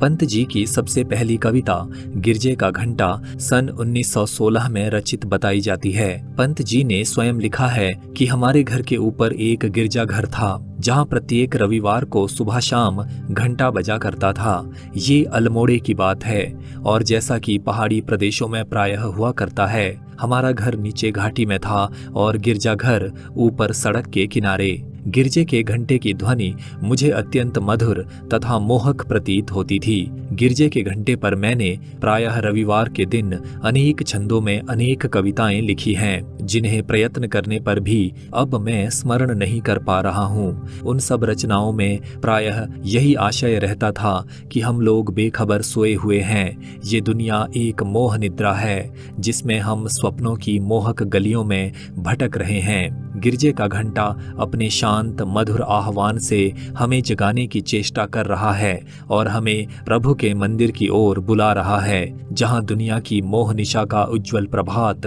हमारी प्रतीक्षा कर रहा है। ईश्वरीय प्रेम का जीवन ही केवल मात्र पवित्र जीवन है। प्रभु ही हमें पापों से मुक्ति प्रदान कर सकते हैं इत्यादि। अगला प्रश्न है, हाय मृत्यु का ऐसा अमर अपार्थिव पूजन पंक्ति किसने रची? सुमित्रानंदन पंत, निराला, प्रसाद या महादेवी वर्मा? सही उत्तर है सुमित्रानंदन पंत। ये पंक्तियां पंत जी द्वारा रचित कविता ताज से उद्धृत हैं। इस कविता में कवि ताजमहल को शिल्प कला के एक अद्भुत नमूने के तौर पर न देखकर एक समाधि या कब्र के तौर पर वर्णित करते हैं। वे कहते हैं कि मृतक के लिए संगमरमर की इतनी भव्य और बहुमूल्य इमारत बनाई गई है, जबकि संसार में अनेक जिंदा लोगों के पास रहने के लिए घर नहीं है। जीवित लोगों का जीवन कष्टप्रद और भद्दा है, जबकि मृतकों को सजाया जा रहा है। कवि कहते हैं कि मुर्दा लोगों को मुर्दा लोगों के साथ ही रहने देना चाहिए और जीवित लोगों को ईश्वरीय चेतना के साथ जीकर आगे बढ़ना चाहिए। ताज कविता की आरंभिक पंक्तियां इस प्रकार हैं, हाय मृत्यु का ऐसा अमर अपार्थिव पूजन, जब विषण निर्जीव पड़ा हो जग का जीवन, संग सौध में हो श्रृंगार मरण का शोभन, नग्न क्षुधातुर वास विहीन रहे जीवित जन, मानव ऐसी भी विरक्ति क्या जीवन के प्रति, आत्मा का अपमान प्रेत और छाया से रति, प्रेम अर्चना यही करें हम मरण को वरण, स्थापित कर कंकाल भरे जीवन का प्रांगण, शव को दे हम रूप रंग आदर मानव का, मानव को हम कुत्सित चित्र बना दें शव का।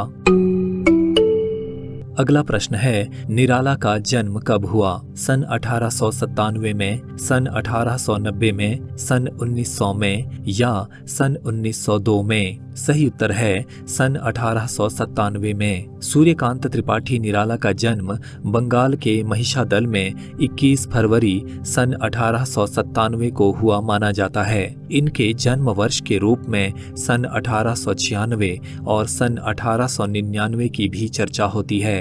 वसंत पंचमी पर निराला जी का जन्मदिन मनाने की परंपरा सन 1930 में प्रारंभ हुई। इनके पिता पंडित राम सहाय त्रिपाठी मूल रूप से उत्तर प्रदेश के उन्नाव जिले के गढ़कोला नामक गांव के निवासी थे और महिषादल में सिपाही की नौकरी करते थे। निराला का विवाह मनोहरा देवी से हुआ था। निराला की मृत्यु 15 अक्टूबर सन 1961 में इलाहाबाद में हुई थी।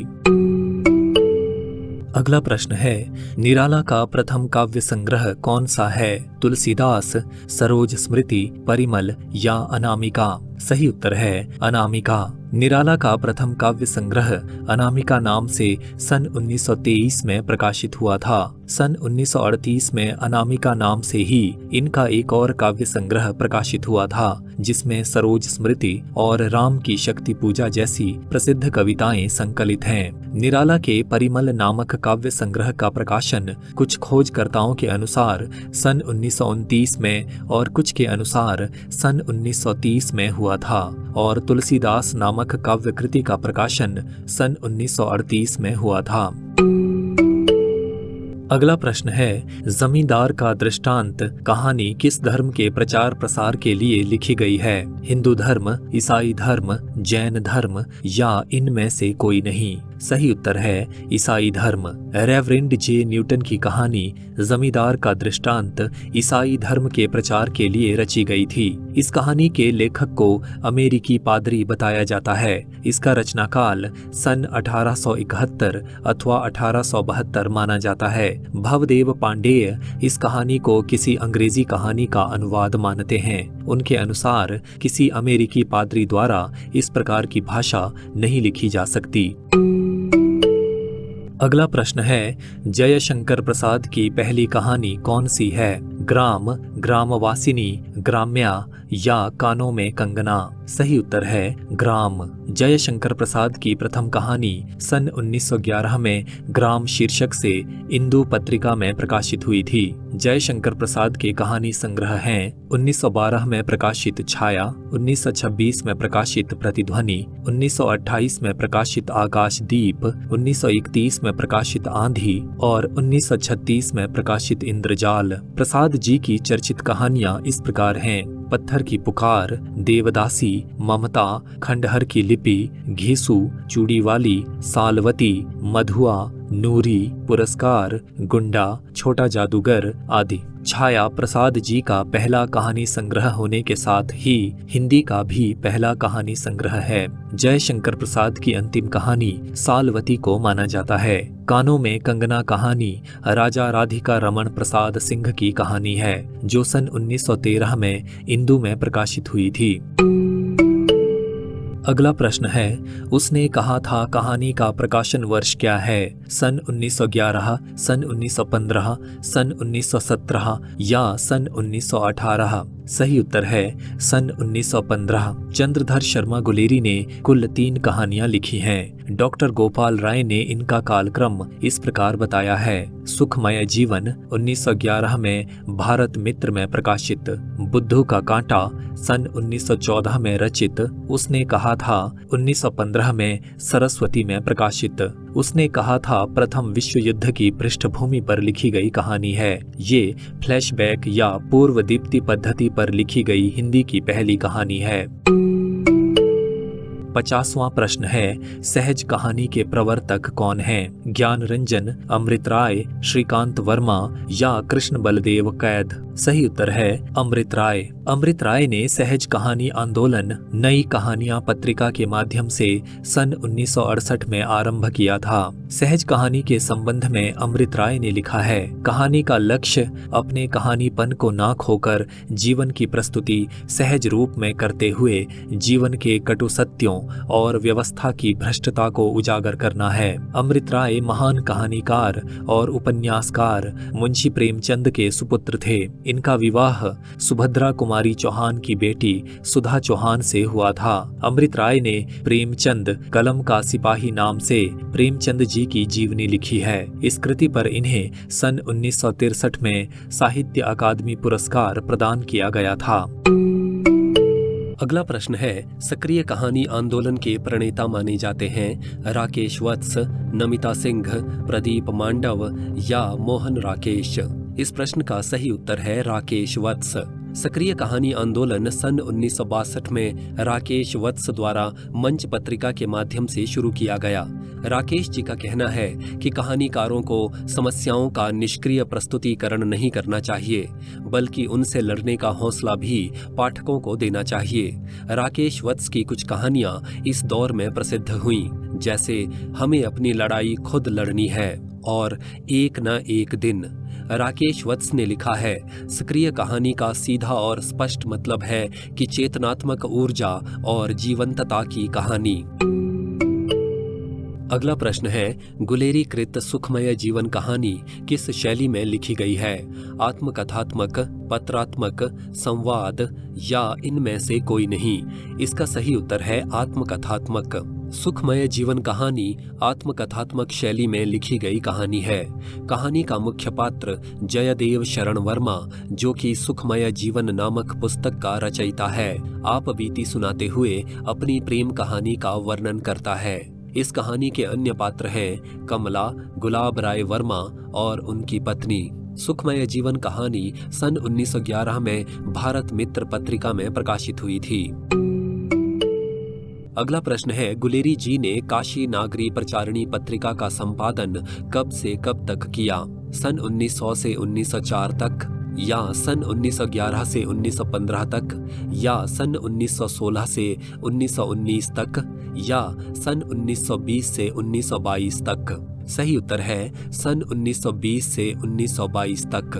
नागरी प्रचारिणी सभा द्वारा नागरी प्रचारिणी पत्रिका का प्रकाशन सन 1896 में आरंभ किया गया था। उस समय ये हिंदी की त्रैमासिक पत्रिका थी।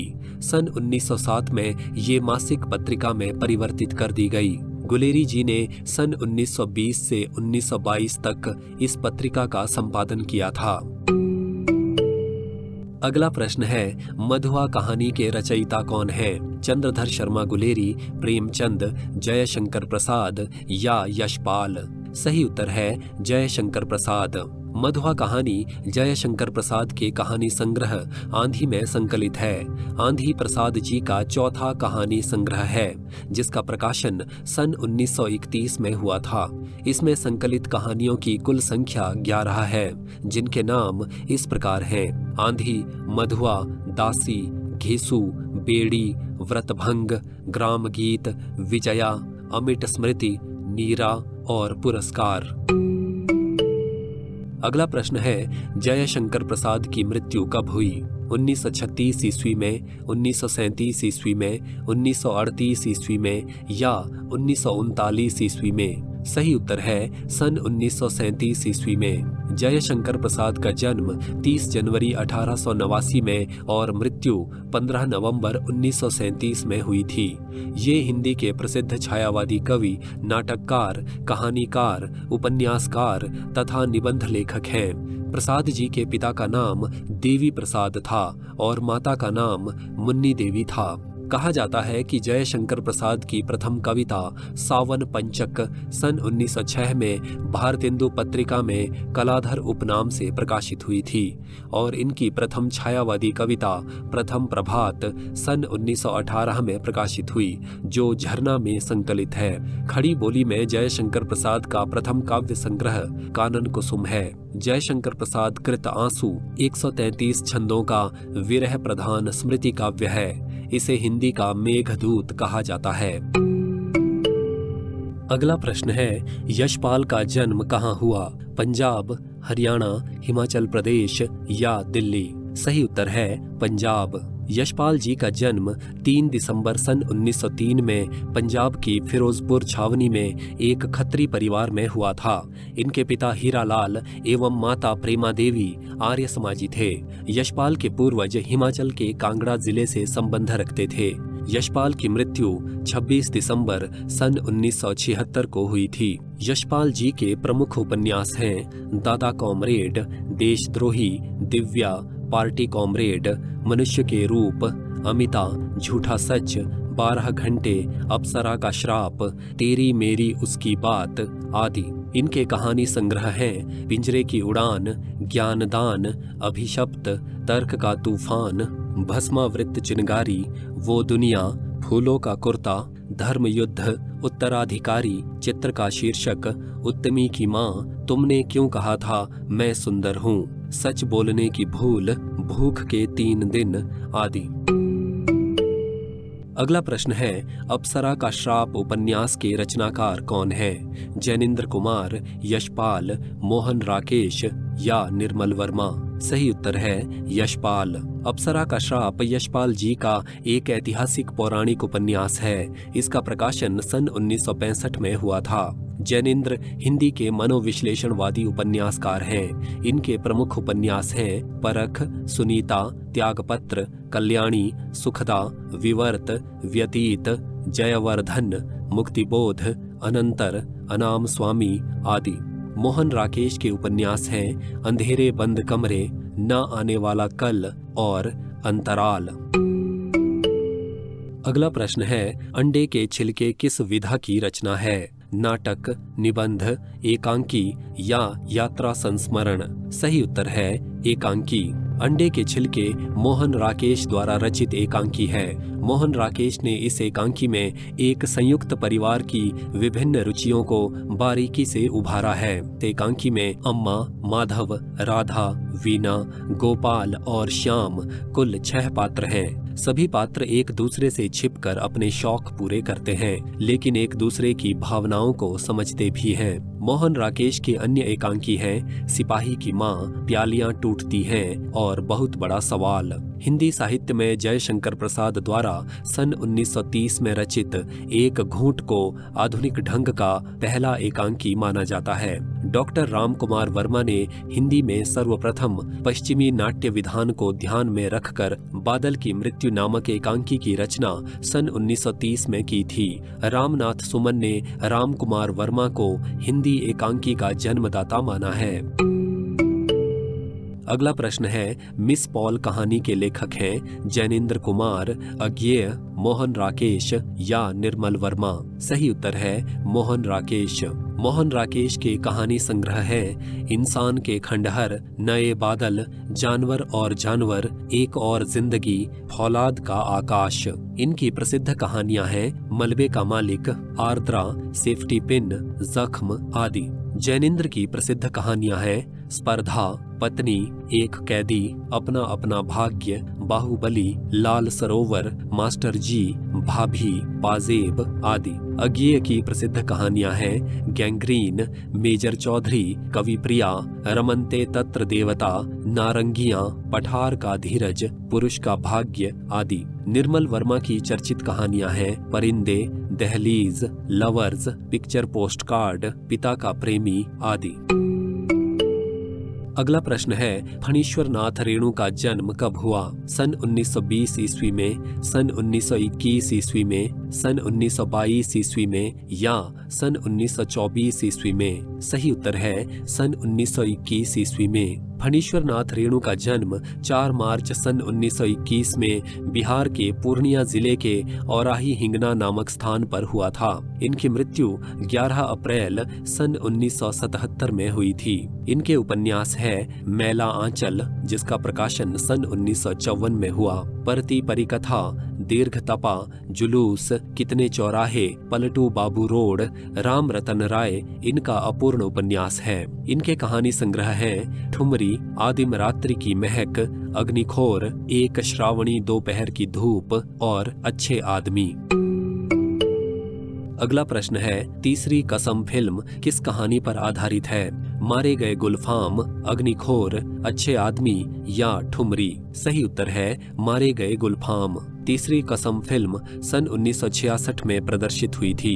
फिल्म का निर्देशन बासु भट्टाचार्य ने किया था। इसका निर्माण प्रसिद्ध गीतकार शैलेंद्र ने किया था। ये फिल्म फणीश्वर नाथ रेणु की प्रसिद्ध कहानी मारे गए गुलफाम पर आधारित है। इस फिल्म के मुख्य कलाकार राज कपूर और वहीदा रहमान हैं। इस फिल्म के प्रसिद्ध गीत हैं सजन रे झूठ मत बोलो, जिसे मुकेश जी ने गाया है, दुनिया बनाने वाले क्या तेरे मन में समाई, इसे भी मुकेश जी ने गाया है, चलत मुसाफिर मोह लिया रे नामक गीत मन्ना डे जी ने गाया है और पान खाए सैया हमारो नामक गीत आशा जी ने गाया है। इस फिल्म की असफलता के बाद शैलेंद्र काफी निराश हो गए थे और उनका अगले ही साल निधन हो गया था।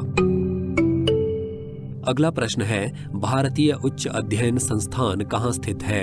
दिल्ली, शिमला, बनारस या इलाहाबाद? सही उत्तर है Shimla. Indian institute of advanced study यानी IIAS सन 1964 में भारत सरकार के शिक्षा मंत्रालय द्वारा स्थापित किया गया था और इसने 20 अक्टूबर 1965 से काम करना शुरू कर दिया था। जिस भवन में ये संस्थान स्थित है वो मूल रूप से सन 1884 से 1888 के बीच भारत के वायसराय लॉर्ड डफरिन के घर के रूप में बनाया गया था और उसे वाइसरीगल लॉज कहा जाता था। अगला प्रश्न है, कौवे और काला पानी किस विधा की रचना है? कहानी, नाटक, निबंध या उपन्यास? सही उत्तर है कहानी। कौवे और काला पानी निर्मल वर्मा की कहानी है जो इसी नाम के कहानी संग्रह में संकलित है। इस कहानी संग्रह का प्रकाशन सन 1983 में हुआ था और सन 1985 में इस कहानी संग्रह पर निर्मल वर्मा को साहित्य अकादमी पुरस्कार प्राप्त हुआ था। इस संग्रह में 7 कहानियां संकलित हैं। धूप का एक टुकड़ा, दूसरी दुनिया, जिंदगी यहाँ और वहाँ, सुबह की सैर, आदमी और लड़की, कौवे और काला पानी और एक दिन का मेहमान। अगला प्रश्न है, मीराबाई के पदों का अंग्रेजी अनुवाद किसने किया? मैत्रेयी पुष्पा, उषा प्रियमवदा, राजेंद्र यादव या मन्नू भंडारी? सही उत्तर है उषा प्रियमवदा। उषा प्रियमवदा ने अंग्रेजी में मीराबाई नाम से एक पुस्तक रची है, जिसमें मीराबाई के जीवन, उनकी रचनाओं और उनकी भाषा पर संक्षेप में प्रकाश डाला गया है। साथ ही उनके कुछ प्रसिद्ध पदों को अंग्रेजी में अनुदित भी किया गया है। इन्होंने सूरदास के भी कुछ पदों का अंग्रेजी अनुवाद किया है। उषा जी का जन्म 24 दिसंबर 1930 में कानपुर में हुआ था। इनका मूल नाम उषा सक्सेना था। इन्होंने इलाहाबाद विश्वविद्यालय से अंग्रेजी साहित्य में MA और PhD की उपाधियां प्राप्त की। फिर दिल्ली के लेडी श्री राम कॉलेज में अध्यापन किया। फुलब्राइट स्कॉलरशिप मिलने पर ये अमेरिका गईं और ब्लूमिंगटन इंडियाना विश्वविद्यालय में शोध कार्य किया। बाद में सन 1964 में ये विस्कॉन्सिन विश्वविद्यालय मेडिसन में दक्षिण एशियाई विभाग में सहायक प्रोफेसर नियुक्त हुई। इनके प्रमुख कहानी संग्रह हैं जिंदगी और गुलाब के फूल, फिर वसंत आया, एक कोई दूसरा, कितना बड़ा झूठ। इनके प्रमुख उपन्यास हैं 55 खंभे, लाल दीवारें, रुकोगी नहीं राधिका, शेष यात्रा, अंतर्वंशी, भया कबीर उदास और अल्पविराम। अगला प्रश्न है, मन्नू भंडारी का जन्म कब और कहां हुआ? सन 1930 मध्य प्रदेश में, या सन 1930 उत्तर प्रदेश में, या सन 1931 मध्य प्रदेश में, या सन 1931 राजस्थान में? सही उत्तर है सन 1931 मध्य प्रदेश में। मन्नू भंडारी का जन्म 3 अप्रैल 1931 में मध्य प्रदेश में मंदसौर जिले के भानपुरा गांव में हुआ था। मन्नू का बचपन का नाम महेंद्र कुमारी था। इनके पिता सुख संपत राय भी जाने माने लेखक थे। इन्होंने MA तक शिक्षा प्राप्त की और वर्षों तक दिल्ली के मिरांडा हाउस में अध्यापिका रहीं। मन्नू भंडारी विक्रम विश्वविद्यालय उज्जैन में प्रेमचंद सृजन पीठ की अध्यक्षा भी रहीं। 15 नवंबर 2021 में मन्नू जी का देहांत हो गया था। इनके प्रमुख कहानी संग्रह हैं मैं हार गई, यही सच है, एक प्लेट सैलाब, 3 निगाहों की एक तस्वीर और त्रिशंकु। इनकी यही सच है नामक कहानी पर सन 1974 में रजनीगंधा नाम से फिल्म बनाई गई थी। फिल्म में अमोल पालेकर, विद्या सिन्हा और दिनेश ठाकुर मुख्य भूमिकाओं में थे।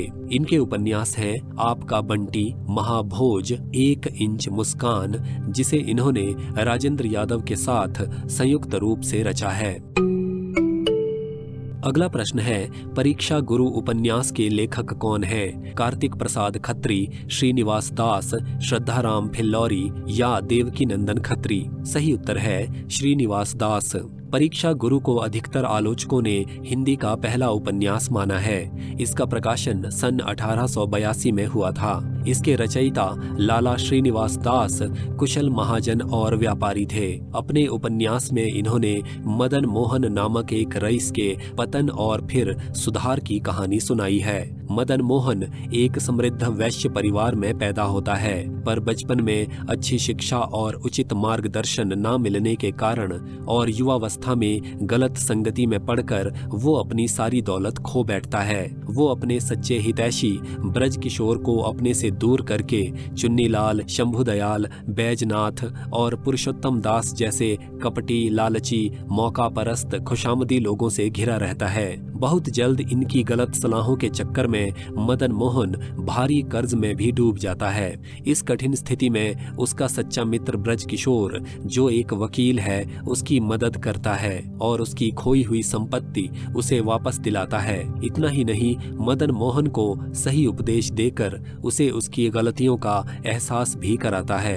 कार्तिक प्रसाद खत्री हिंदी की प्रसिद्ध ऐतिहासिक पत्रिका सरस्वती के प्रथम संपादक मंडल के सदस्य थे। सन 1872 से कोलकाता से प्रकाशित हिंदी दीप्ति प्रकाश के भी वे संपादक थे। सन 1892 में प्रकाशित उषाहरण इनका प्रसिद्ध नाटक है। श्रद्धाराम फिलौरी ने सन 1870 के आसपास ओम जय जगदीश हरे नामक आरती की रचना की थी। सन 1877 में इनके द्वारा रचित उपन्यास भाग्यवती प्रकाशित हुआ, जिसे कुछ आलोचकों ने हिंदी का पहला उपन्यास माना है। देवकी नंदन खत्री को हिंदी में तिलिस्मी अय्यारी उपन्यासों का प्रवर्तक माना जाता है। इनके प्रसिद्ध उपन्यास हैं चंद्रकांता, चंद्रकांता संतति जो कि 24 भागों में उपलब्ध है, नरेंद्र मोहिनी, वीरेंद्र वीर, कुसुम कुमारी, काजर की कोठरी, अनूठी बेगम, गुप्त गोदना और भूतनाथ। अगला प्रश्न है, रमानाथ प्रेमचंद के किस उपन्यास का प्रमुख पात्र है? कर्मभूमि, सेवा सदन, गबन या गोदान? सही उत्तर है गबन। गबन उपन्यास मुंशी प्रेमचंद की एक यथार्थवादी रचना है। इसका प्रकाशन सन 1931 में हुआ था। गबन का मुख्य उद्देश्य भारतीय महिलाओं के आभूषण प्रेम से उत्पन्न होने वाले भीषण परिणामों को दिखाना है। साथ ही इसमें रिश्वतखोरी, वेश्या समस्या आदि पर भी लेखक ने पाठकों की दृष्टि आकर्षित की है। इस उपन्यास में स्वदेशी आंदोलन और स्वाधीनता संग्राम की भी घटनाएं जोड़ी गई हैं। उपन्यास के प्रमुख पुरुष पात्र हैं रमानाथ, देवी दीन, रमेश बाबू, दीनदयाल, इंदुभूषण, मणिभूषण आदि। इस उपन्यास के प्रमुख स्त्री पात्र हैं जालपा, रतन, जग्गो, जोहरा, रामेश्वरी, जानेश्वरी आदि। सन 1966 में गबन पर आधारित फिल्म का भी निर्माण किया गया था, जिसमें सुनील दत्त जी और साधना जी की मुख्य भूमिकाएं थीं। इसका निर्देशन ऋषिकेश मुखर्जी ने किया था। इस फिल्म में शामिल गीत एहसान मेरे दिल पे तुम्हारा है दोस्तों, जिसे मोहम्मद रफी साहब ने गाया है, आज भी बहुत लोकप्रिय है। अगला प्रश्न है, निम्नलिखित में से उपरूपक का भेद नहीं है? भाण, गोष्ठी, नाट्य रासक या प्रस्थानक? सही उत्तर है भाण। रूपक के 10 भेद इस प्रकार हैं: नाटक, प्रकरण, भाण, व्यायोग, समवकार, डिम, ईहामृग, अंक, वीथी और प्रहसन। इसी प्रकार उपरूपक के 18 भेद हैं: नाटिका, त्रोटक, गोष्ठी, सट्टक, नाट्य रासक, प्रस्थानक, उल्लाप्य, काव्य, प्रेखण, रासक, संलापक, श्रीगदित, शिल्पक, विलासिका, दुर्मल्लिका, प्रकरणिका, हल्लीश और भणिका। रूपकों में रस की प्रमुखता रहती है और उपरूपकों में भावों तथा नृत्य की प्रधानता होती है। अगला प्रश्न है, निम्नलिखित में से कौन सा रेडियो नाटक का प्रकार नहीं है? नाटक, झलकी, फैंटेसी या कहानी? सही उत्तर है कहानी। रेडियो नाटक के प्रमुख भेद हैं एक पात्री नाटक या मोनोलॉग, झलकी एवं प्रहसन, रेडियो रूपांतर, रेडियो फैंटेसी या अतिकल्पना, धारावाहिक रेडियो नाटक, काव्य नाटक और रेडियो कार्टून। अगला प्रश्न है, नुक्कड़ नाटक किसका पर्याय है? नॉवेल, स्ट्रीट प्ले, ड्रामा या स्टोरी? सही उत्तर है स्ट्रीट प्ले। नुक्कड़ नाटक किसी सड़क, गली, चौराहे, किसी संस्थान के मुख्य द्वार अथवा किसी भी सार्वजनिक स्थान पर खेला जाता है। भारत में आधुनिक नुक्कड़ नाटक को लोकप्रिय बनाने का श्रेय सफदर हाशमी को दिया जाता है। उनका जन्म दिवस यानी 12 अप्रैल देश भर में राष्ट्रीय नुक्कड़ नाटक दिवस के रूप में मनाया जाता है। अगला प्रश्न है, मोनोलॉग किसे कहते हैं? एक पात्री नाटक, द्विपात्री नाटक, बहुपात्री नाटक या उपर्युक्त सभी? सही उत्तर है एक पात्री नाटक को। मोनोलॉग अथवा एकालाप से तात्पर्य है किसी एक पात्र के द्वारा स्वयं से ही बातचीत करना। एक पात्री नाटक में जिसमें केवल एक ही पात्र होता है, एकालाप या स्वगत कथन के द्वारा ही कथा सूत्र आगे बढ़ता है। इसमें मात्र एक पात्र आरंभ से अंत तक अपनी कहानी कहता हुआ अपनी भावनाओं को अभिव्यक्त करता है और मानवीय संवेदना को उभारता है। विष्णु प्रभाकर का सड़क नाटक मोनोलॉग शैली का एक अच्छा उदाहरण है। सड़क एक स्त्री की जिंदगी का प्रतीक है। इसका परिचय नाटक की आरंभिक पंक्तियों में मिल जाता है, जो इस प्रकार है। कितना शोर, कितना हंगामा, कितनी जगमगाहट है सड़क पर, बराबर बिना रुके सैलाब की तरह इधर से उधर एक ना टूटने वाला सिलसिला चला जा रहा है, चला जा रहा है।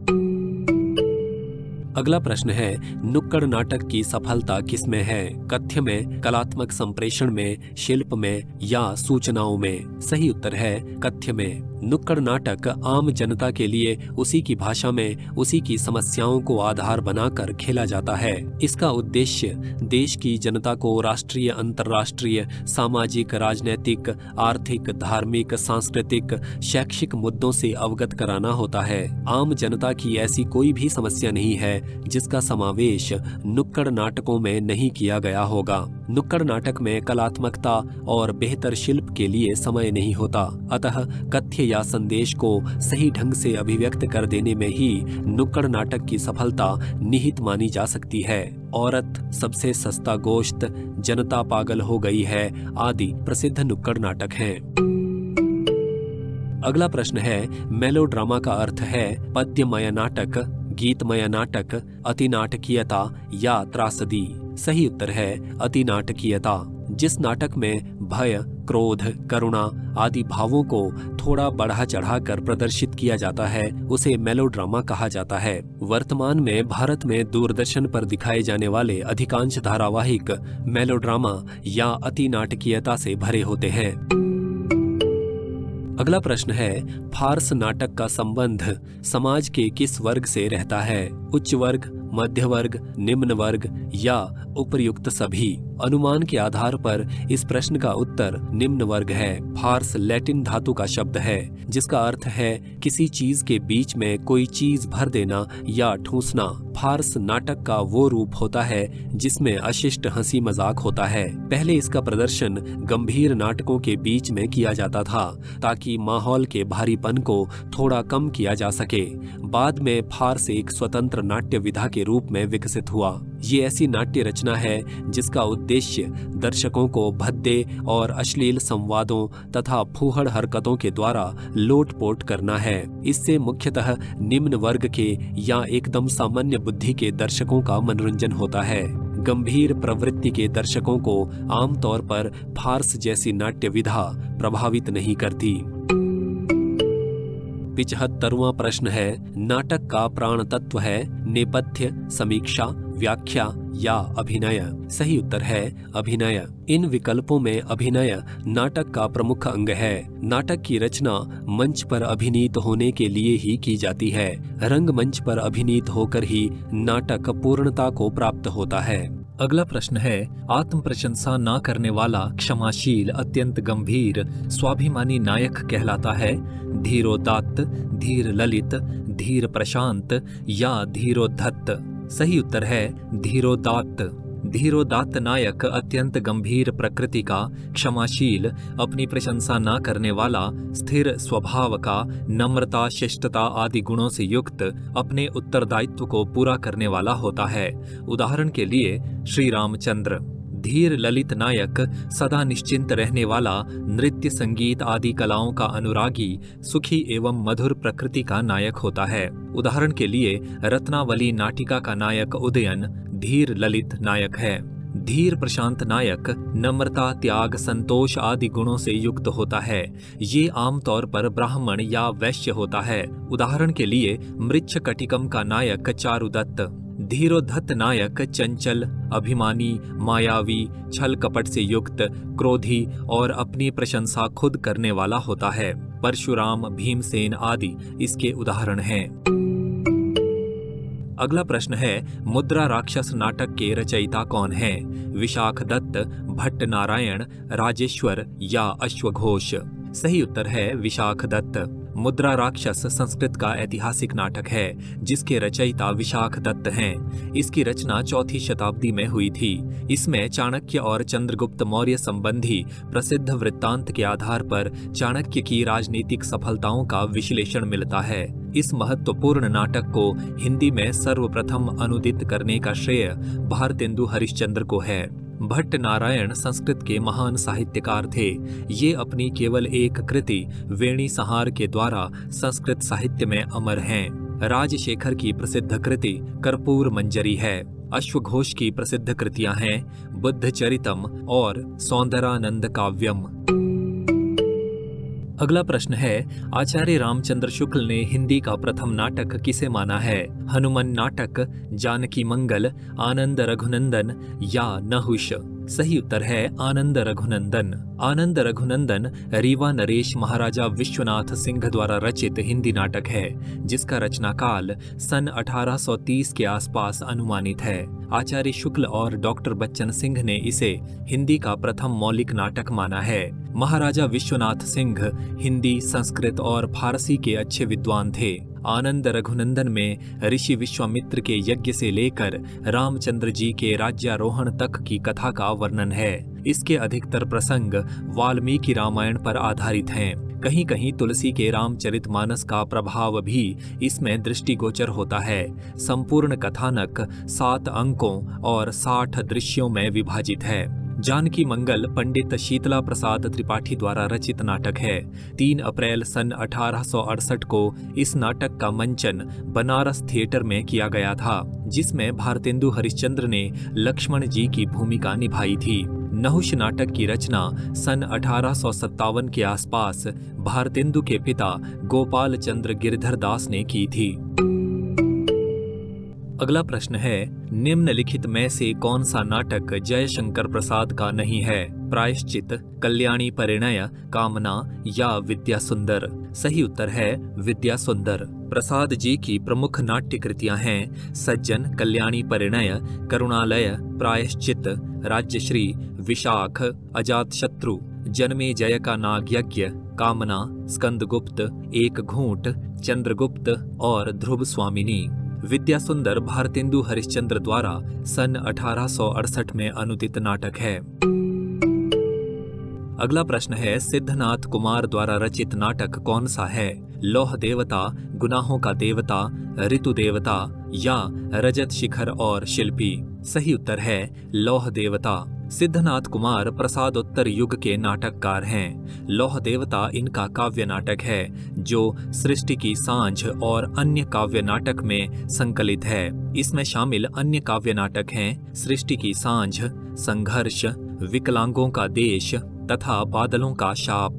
गुनाहों का देवता धर्मवीर भारती का उपन्यास है। रजत शिखर और शिल्पी सुमित्रानंदन पंत के काव्य नाटक हैं।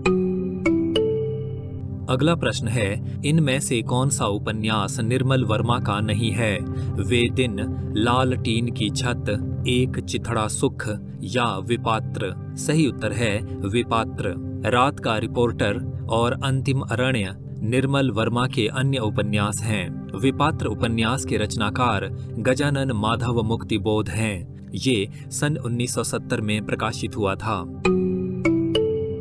अगला प्रश्न है, मोहन राकेश की मृत्यु कब हुई? सन 1963 में, सन 1970 में, सन 1972 में या सन 1992 में? सही उत्तर है सन 1972 में। मोहन राकेश 8 जनवरी सन 1925 में अमृतसर में जन्मे थे और इनका देहांत 3 जनवरी सन 1972 में दिल्ली में हुआ था। इनके उपन्यास हैं अंधेरे बंद कमरे, अंतराल, न आने वाला कल। इनके नाटक हैं आषाढ़ का एक दिन, लहरों के राजहंस, आधे अधूरे, पैर तले की जमीन इनका अधूरा नाटक है, जिसे कमलेश्वर ने पूरा किया था। इनके एकांकी हैं अंडे के छिलके, सिपाही की माँ, प्यालियां टूटती हैं और बहुत बड़ा सवाल। इनके कहानी संग्रह हैं इंसान के खंडहर, नए बादल, जानवर और जानवर, एक और जिंदगी, फौलाद का आकाश। अगला प्रश्न है, लहरों के राजहंस किस प्रकार की पृष्ठभूमि पर लिखा गया नाटक है? ऐतिहासिक, धार्मिक, राजनीतिक या आंचलिक? सही उत्तर है ऐतिहासिक। लहरों के राजहंस प्रसिद्ध साहित्यकार मोहन राकेश द्वारा रचा गया नाटक है। इसका प्रथम प्रकाशन वर्ष 1963 में और फिर संशोधित प्रकाशन सन 1968 में हुआ। ये गौतम बुद्ध और उनके सौतेले भाई नंद जैसे ऐतिहासिक चरित्रों पर आधारित है। राकेश ने अश्वघोष द्वारा रचित सौंदरानंद काव्यम के आधार पर इस नाटक की रचना की है। इसके प्रमुख पात्र हैं नंद, जो कि बुद्ध का सौतेला भाई है, सुंदरी, जो नंद की पत्नी है, श्वेतांग और श्यामांग कर्मचारी हैं, अलका दासी है, शशांक गृहाधिकारी है, मैत्रेय नंद का एक मित्र है, निहारिका एक दासी है और भिक्षु आनंद जो कि बुद्ध के शिष्य हैं। अगला प्रश्न है, लहरों के राजहंस में कितने अंक हैं? 2, 3, 4 या 6? सही उत्तर है 3। लहरों के राजहंस की कथा वस्तु 3 अंकों में फैली हुई है। नाटक का मुख्य पात्र नंद है, जो गौतम बुद्ध का सौतेला भाई था। ये नाटक उसी के मन के द्वंद्व के इर्द गिर्द रचा गया है। एक तरफ वो बुद्ध से प्रभावित होकर भिक्षु बनना चाहता है, वहीं दूसरी तरफ अपनी पत्नी सुंदरी पर भी अनुरक्त है। जब वो सुंदरी के पास होता है तो आध्यात्मिक होना चाहता है, लेकिन जब वो गौतम बुद्ध के नजदीक जाता है तो भी सांसारिक मोह से मुक्त नहीं हो पाता। नंद ना तो बुद्ध को अपना सकता है और ना ही सुंदरी के आकर्षण से मुक्त हो पाता है। नंद आधुनिक व्यक्ति का प्रतिनिधित्व करता है। वो किसी के बने बनाए मार्ग को नहीं अपनाना चाहता, वो स्वतंत्र मार्ग चाहता है और गौतम बुद्ध तथा सुंदरी से अलग होकर अपने अस्तित्व को पाना चाहता है। अगला प्रश्न है, लहरों के राजहंस नाटक का नामकरण कैसा है? प्रतीकात्मक, घटना प्रधान, उद्देश्य प्रधान या नायक प्रधान? सही उत्तर है प्रतीकात्मक। लहरों के राजहंस मोहन राकेश का प्रतीक बहुल नाटक है। इसके नामकरण के संबंध में नाटककार का कथन है कि राजहंस नंद और सुंदरी के समानांतर हैं, लहरें उनकी परिस्थितियां हैं। यानी नाटक में चित्रित राजहंस नंद और सुंदरी के प्रतीक हैं। तालाब संसार का प्रतीक है और उसकी कांपती हुई लहरें जीवन की परिस्थितियां हैं। सुंदरी जीवन के भोग पक्ष या प्रवृत्ति की प्रतीक है और गौतम बुद्ध योग पक्ष या निवृत्ति के प्रतीक हैं। नंद प्रवृत्ति और निवृत्ति के इन 2 विपरीत ध्रुवों के बीच निरंतर पिसती हुई द्वंद्वग्रस्त मानव चेतना का प्रतीक है। अगला प्रश्न है, मुझे चांद चाहिए रचना पर सुरेंद्र वर्मा को कौन सा पुरस्कार मिला है? व्यास सम्मान, ज्ञानपीठ पुरस्कार, बिड़ला फाउंडेशन पुरस्कार या साहित्य अकादमी पुरस्कार? सही उत्तर है साहित्य अकादमी पुरस्कार। मुझे चांद चाहिए हिंदी के विख्यात साहित्यकार सुरेंद्र वर्मा द्वारा रचित एक उपन्यास है, जिसके लिए इन्हें सन 1996 में साहित्य अकादमी पुरस्कार से सम्मानित किया गया। सुरेंद्र वर्मा ने इस उपन्यास में अभिनय कला के क्षेत्र में संघर्षरत कलाकार का चित्रण किया है। सुरेंद्र वर्मा के अन्य उपन्यास हैं अंधेरे से परे और 2 मुर्दों के लिए गुलदस्ता। अगला प्रश्न है, 8वां सर्ग नाटक का नायक कौन है? धर्माध्यक्ष, चंद्रगुप्त, आर्य सौमित्र या कालिदास? सही उत्तर है कालिदास। सुरेंद्र वर्मा द्वारा रचित 8वां सर्ग नाटक का प्रकाशन सन 1976 में हुआ था। कालिदास इसके नायक हैं और इसके अन्य पात्र हैं प्रियंगु मंजरी, प्रियंवदा, कीर्ति भट्ट, अनुसूया, सौमित्र और चंद्रगुप्त आदि। अगला प्रश्न है, भाषा उच्चारण अवयवों से उच्चारित यादृच्छिक ध्वनि प्रतीकों की व्यवस्था है, किसकी परिभाषा है? बाबू श्याम सुंदर दास, डॉक्टर मंगल देव शास्त्री, डॉक्टर बाबूराम सक्सेना या डॉक्टर भोलानाथ तिवारी? सही उत्तर है डॉक्टर भोलानाथ तिवारी। बाबू श्याम सुंदर दास के अनुसार मनुष्य और मनुष्य के बीच वस्तुओं के विषय में अपनी इच्छा और मति का आदान प्रदान करने के लिए व्यक्त ध्वनि संकेतों का जो व्यवहार होता है उसे भाषा कहते हैं।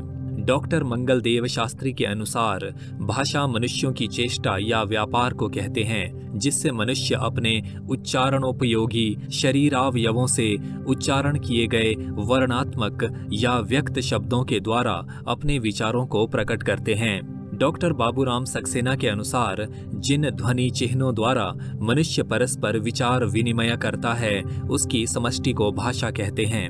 मैक्स मूलर के अनुसार भाषा और कुछ नहीं है, केवल मानव की चतुर्बुद्धि द्वारा आविष्कृत ऐसा उपाय है जिसकी मदद से हम अपने विचार सरलता और तत्परता से दूसरों पर प्रकट कर सकते हैं। प्लेटो के अनुसार विचार आत्मा की मूक बातचीत है, पर वही जब ध्वन्यात्मक होकर होठों पर प्रकट होती है तो उसे भाषा की संज्ञा दी जाती है।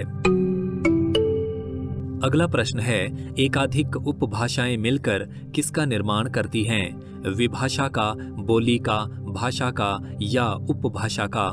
सही उत्तर है भाषा का। भाषा का क्षेत्र व्यापक होता है। एकाधिक या एक से अधिक बोलियां अथवा उपभाषाएं मिलकर एक भाषा बनाती हैं। एक भाषा के अंतर्गत एकाधिक बोलियां हो सकती हैं, जैसे हिंदी भाषा के अंतर्गत खड़ी बोली, ब्रजभाषा, अवधी, भोजपुरी, हरियाणवी, मारवाड़ी आदि 18 बोलियां हैं और पश्चिमी हिंदी, पूर्वी हिंदी, बिहारी, पहाड़ी और राजस्थानी उपभाषाएं हैं। भाषा में ऐतिहासिकता, जीवंतता, स्वायत्तता और मानकता 4 गुण पाए जाते हैं। बोली को ही विद्वानों ने विभाषा भी कहा है।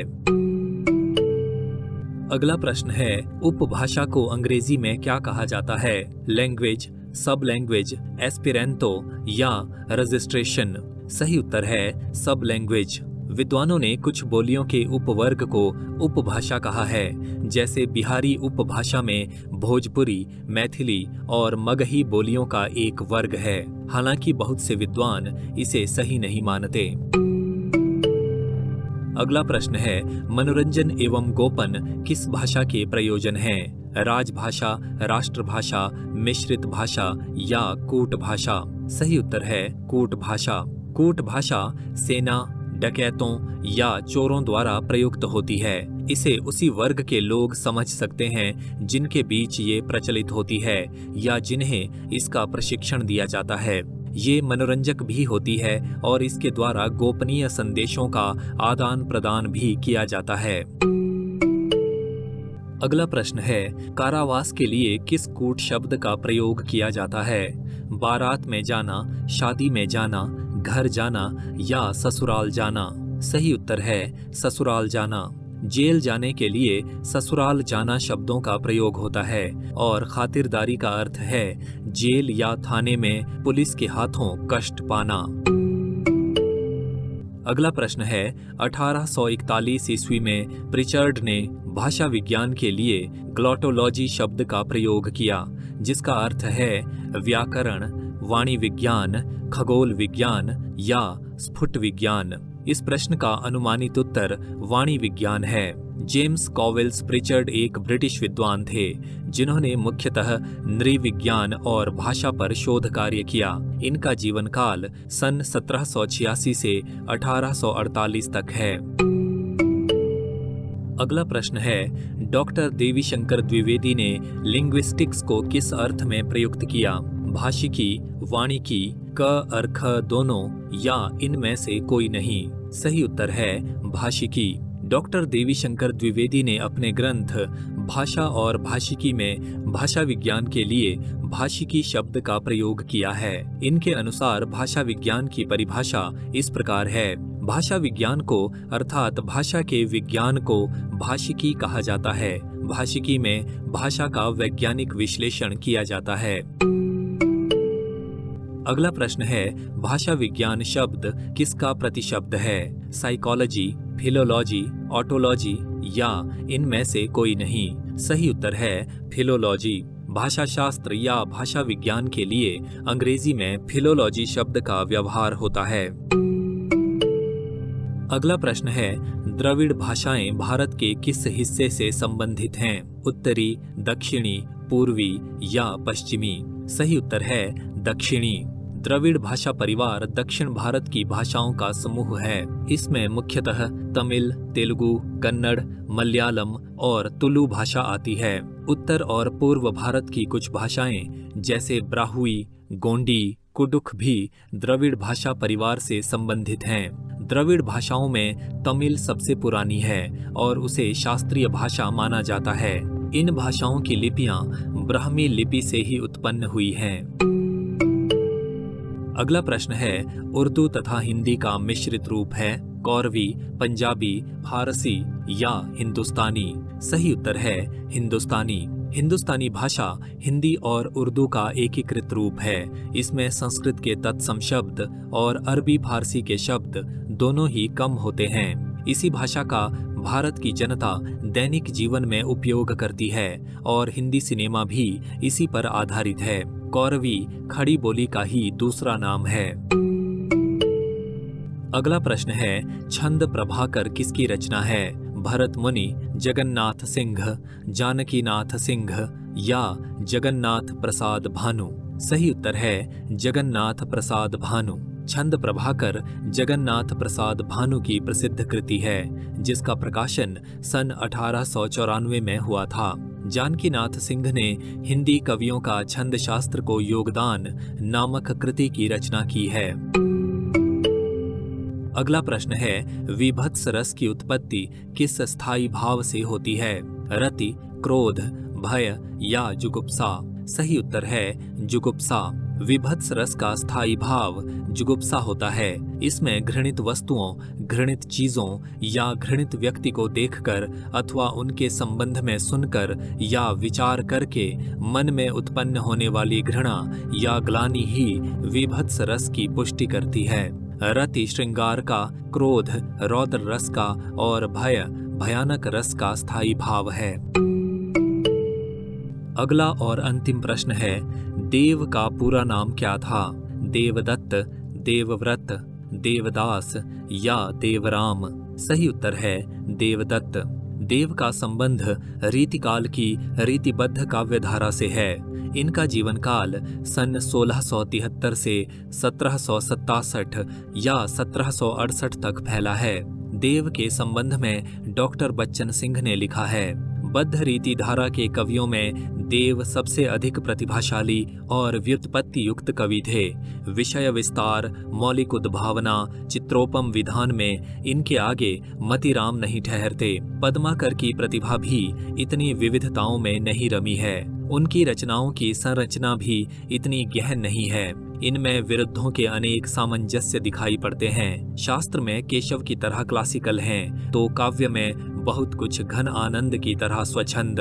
वे एक ओर नायिका भेद लिखते हैं तो दूसरी ओर देव माया प्रपंच नाटक यानी तत्व दर्शन। एक ओर वैभव विलास और प्रेम की कविताएं हैं तो दूसरी ओर निर्गुनिया की अक्खड़ता और घट के भीतर ईश्वरानुभूति। बंसी वट तट नट नागर नट तू मो। कृष्ण को अपने भीतर देखने के साथ वे ये भी कहते हैं, पारावार पूरन अपार, पार ब्रह्म राशि जसुदा के कोरे एक बार ही कुरे परी। खेद है कि अभी तक इतने महत्वपूर्ण कवि की संपूर्ण रचनाओं का प्रकाशन नहीं हो पाया है।